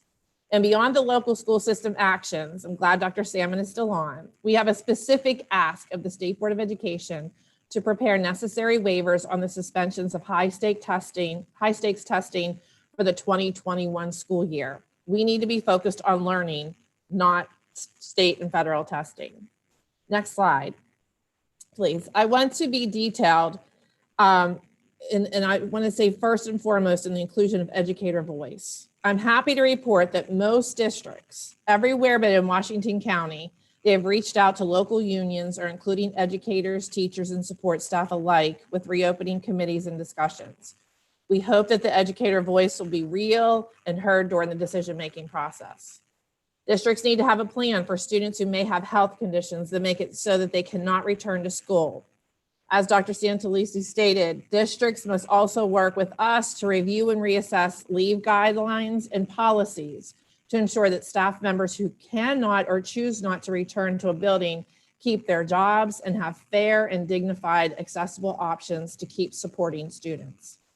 Finally, in this area, it is critical that local districts are accountable for maintaining regular and consistent communication with employees, families, and other stakeholders, including age-appropriate and audience-appropriate training videos about safety measures to return. Next slide. As everyone has expressed, closing the digital divide must be a priority. And even if a district thinks they can safely reopen, even on a hybrid schedule for students, that district must have all of the digital learning plans in place in case individual schools, districts, or the whole state closes back up mid-year. So a must for all school districts is to provide one-on-one technology for all students, no matter the model selected to reopen. The technology must be accompanied with adequate connectivity in homes and not require staff and families to travel to hotspots or sit in the parking lots of schools in order to access technology as they did this spring. The department has a role with addressing the digital divide as well. MSDE should monitor and report student population data to hold districts accountable and track the digital divide impact among student groups. The department should also ensure online platforms are in full compliance of access and privacy standards and laws. Next slide. Districts must leverage all resources to address recovery of learning as soon as possible into the school year. We must trust teachers to make assessments, and we concur with Dr. Salmon on that point. If groups of teachers want to develop a diagnostic tool to assist them in this work, then they should. Teacher-developed assessments and tools will give more immediate and actionable feedback. We should not waste our time or money on expensive standardized tests. We also must be prepared to meet the food and critical social, emotional supports that our students and educators need. We need to address the trauma of students, families, and educators. Trying to move forward without adequately addressing trauma first will be detrimental to successfully getting students learning again. And as Senator Washington pointed out, we are well above all industry standards for school counselors and school psychologists currently. Adequately providing these programs and staffing to these services will cost more money, but districts must engage in trauma-informed practices and provide crisis intervention. They must build crisis response teams to identify to those students and staff members who need intensive support. And they also must identify districts and community resources that they can tap into for students and staff. Next slide. Providing any in-person instruction means that we are returning to school buildings, and that carries its own set of challenges related to transporting students, social distancing, personal protective equipment, and more. Educators want to ensure that districts are bound by all local, state, and federal statutes and regulations and shall make PPE available, particularly for maintenance and custodial staff and educators who work with our youngest students and our most vulnerable student populations. In accordance with current guidance from the CDC, all children and adults in public school settings, including buses, should wear masks or other appropriate face coverings whenever possible. and exceptions can be made in rare occasions and accompanied by other measures. I know educators are concerned about how we're going to enforce the wearing of these masks. LEAs must develop physical space guidelines for buses, classrooms, and common areas to meet scientific guidance. I assume this will require a reduction in the number of students on buses and in classrooms, but also in high traffic areas as hallways, bathrooms, cafeterias, gymnasiums, cafeterias, etc. Educators also believe it is critical that systems institute aggressive cleaning and disinfecting policies, and that each school building must earn certification that it has adequate and functioning HVAC and filtration systems in place. Last slide, please.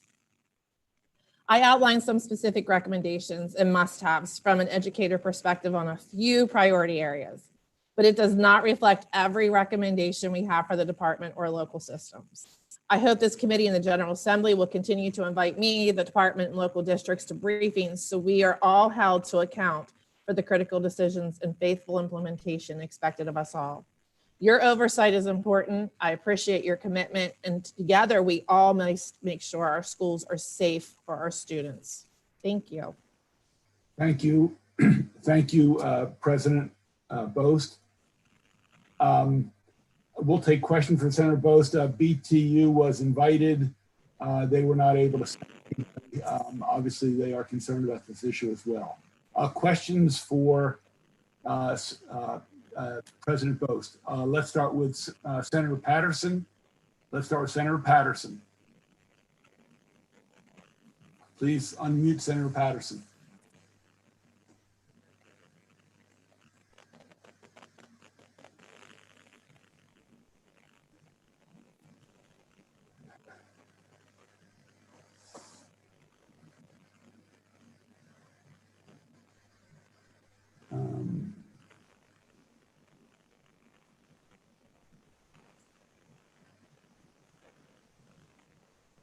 If Lamoria's away from her desk, Senator Patterson, you could unmute yourself in the top right corner. No, I'm here, Senator Kagan. Okay. I don't see him anymore.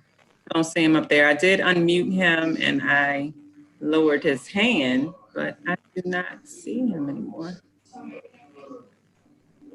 Then let's working on that. Let's go to Senator Hester. Thank you, Chair Pinsky. We'll come back to you, Senator Patterson. Thank you, Chair Pinsky, and thank you, President Bost. I just wanted to follow up on your perspective to my earlier question. It seems like there could potentially be economies of scale that we achieve across the state, and your presentation made so much sense to me. I mean, it was really clear, specific asks, and I'm just wondering if you can comment on those asks in relation to the state role versus the local jurisdiction's role. Thank you so much. Well, I think many of the items are a local decision, but the state has to look at how students are engaging and whether we have the digital divide. So it's not acceptable for our most areas of concentrated poverty to experience this digital divide when right now some of the money that the governor's put aside is for mostly our rurals. And I think it was someone else who brought up that our suburbans and our urbans need that money as well. So that's where I think that the state role comes into play to make sure that there's equitable access and attention being given to those areas of need. I think the state should be advocating for the connectivity with our carriers, with the E-rate through Congress. There's a lot of things that the state and federal can advocate for so that the locals can then implement these programs. Another concern is if the state health department says we can open, but a county health department then says to a local system, no, you're not ready to open. That starts to set up some disparities within our educational system. So I think there's some things that the state has a role and obviously some things that our locals need to do independently because as we know, Garrett County doesn't look the same as Baltimore City. Thank you. Do we have Senator Patterson? Are we able to unmute Senator Patterson? Ms. Stanton? So I'm unmuting him, but it's not working. Obi, are you on? Oh, there. How about now? You're perfect. Welcome. Very good. All right. Thank you, Mr. Chair. I I don't know if I have questions or rather a few broad comments I'd like to make. I guess my overall concern is that I'm concerned about those students who perhaps did not have the appropriate IT technology the last March, April, who've already gotten behind. Now, will there be any special initiatives or programs to work with those students earlier so that they don't continue to lag further and further behind? And my last comment would be simply, you know, it appears that this is going to be much more money that's going to be needed to implement this program. And I don't understand the rationale in terms of how we expect to do more, yet our budget is being sliced. So it seemed to me that our priorities are not where we claim them to be in terms of supporting education. And I would just like to go on record as saying, please, Mr. Governor, please get back to the table. Please do not harm our young kids by eliminating any portion of the budget that we deem so necessary for the betterment of all kids in the county and the state. Thank you, Senator Patterson. We have two more questions, then we're going to conclude. Senator Ellis, followed by Senator Washington. Thank you, Mr. Chairman, and thank you, Ms. Botts, for your presentation. So I really focused on that issue, Ms. Botts, where you spoke about trauma, and it's important to consider the trauma of our students in the classroom. And, you know, I want to tie in the recent events with the murder of George Floyd, and our children saw that, and they're part of the process. And they're returned to a lot of these classrooms, and a lot of these schools have school resource officers, which are police officers in the school. And so I would just want to, I know the superintendents are still on. I just want to know if you're considering the students' reaction to those police officers, and are you making any changes in the procedures in those areas? And it seems like the MSCA, local associations, they really have another voice really on how things are, of course, in the classroom with the students, because our teachers are closest with the students. So I want to know, Ms. Botts, if you could answer this question.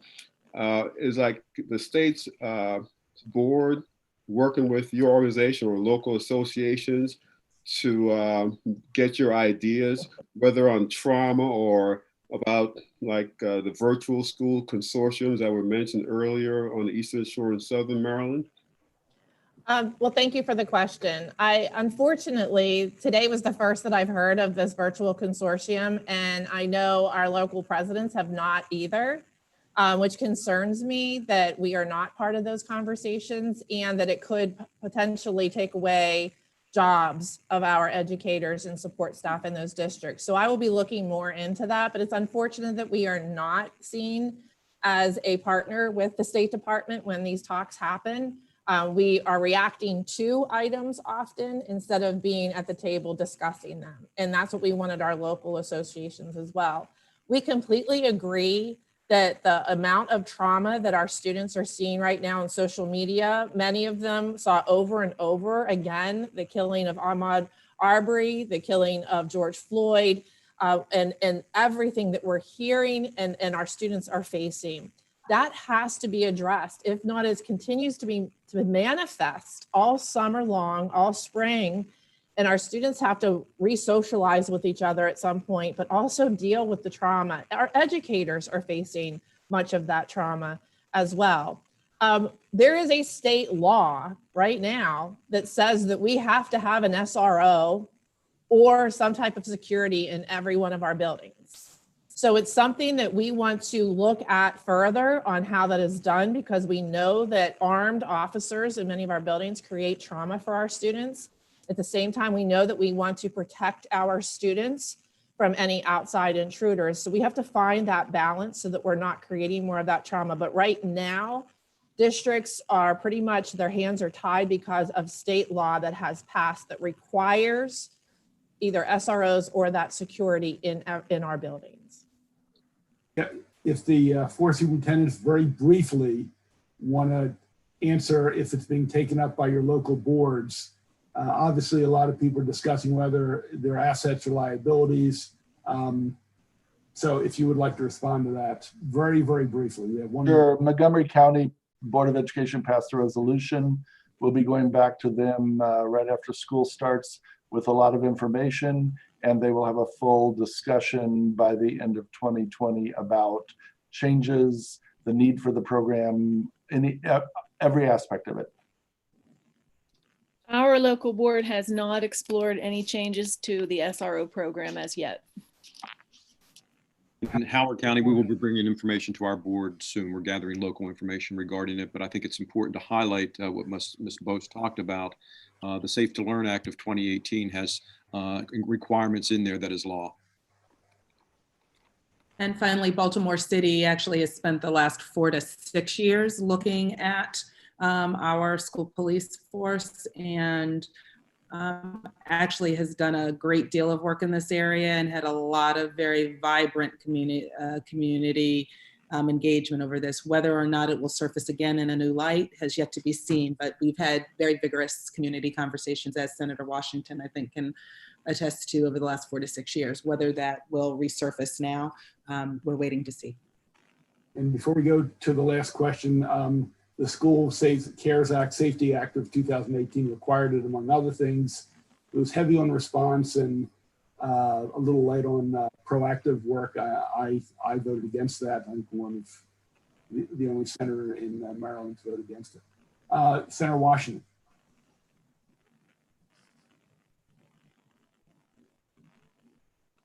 Please unmute Senator Washington, please. I am, thank you. It required me to unmute myself as well.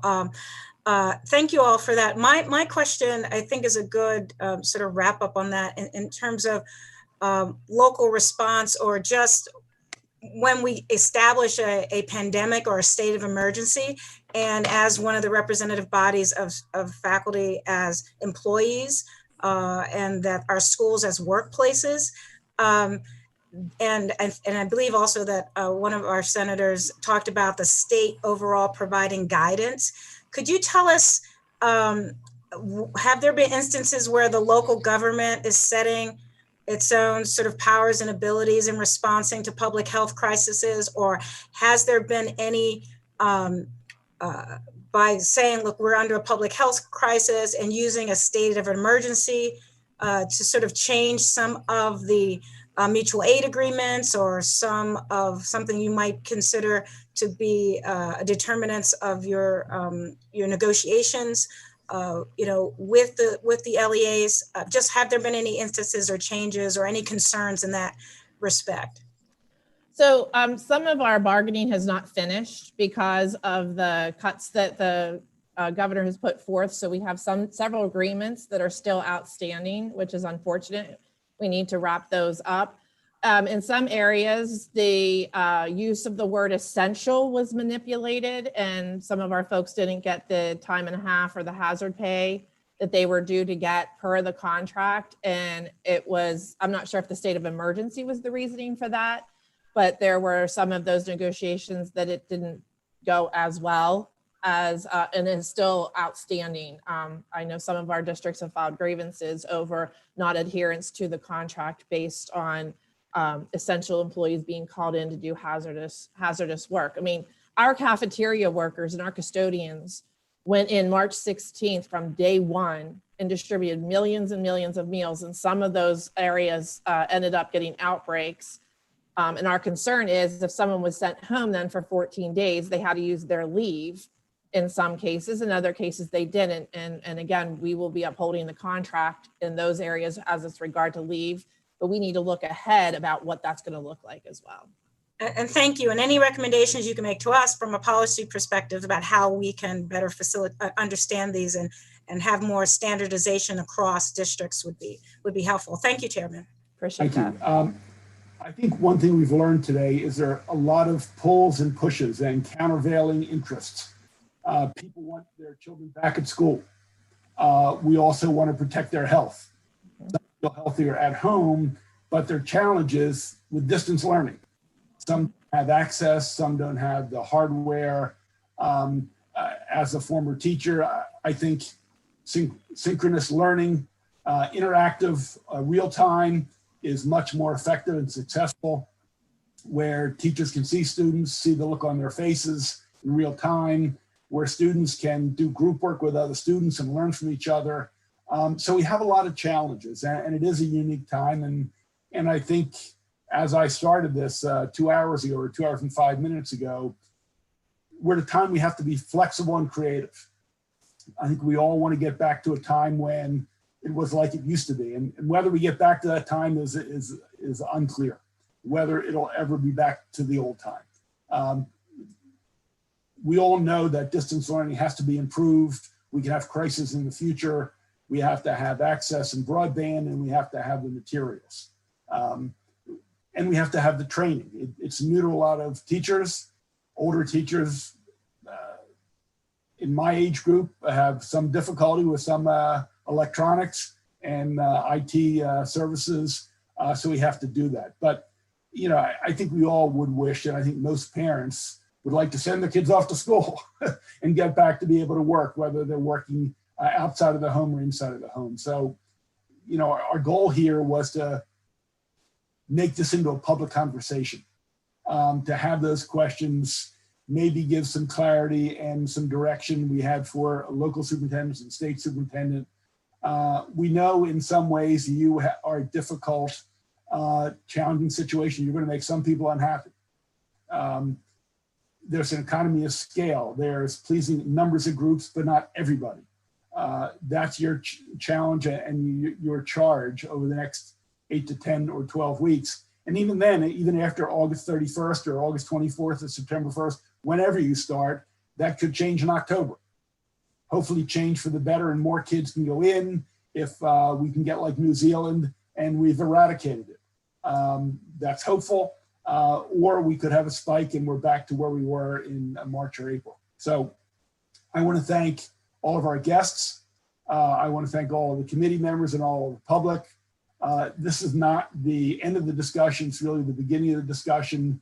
And committee members, as you know, if you have further questions for the state superintendent or the local superintendents or the employee organizations, MSEA or BTU, you can forward those questions to them. With that, everyone be safe, wear your mask, and we'll go forward. Thank you. Thank you all. Thank you. Thank you. Thank you. Thank you very much. Bye. Thank you. Thank you. Bye.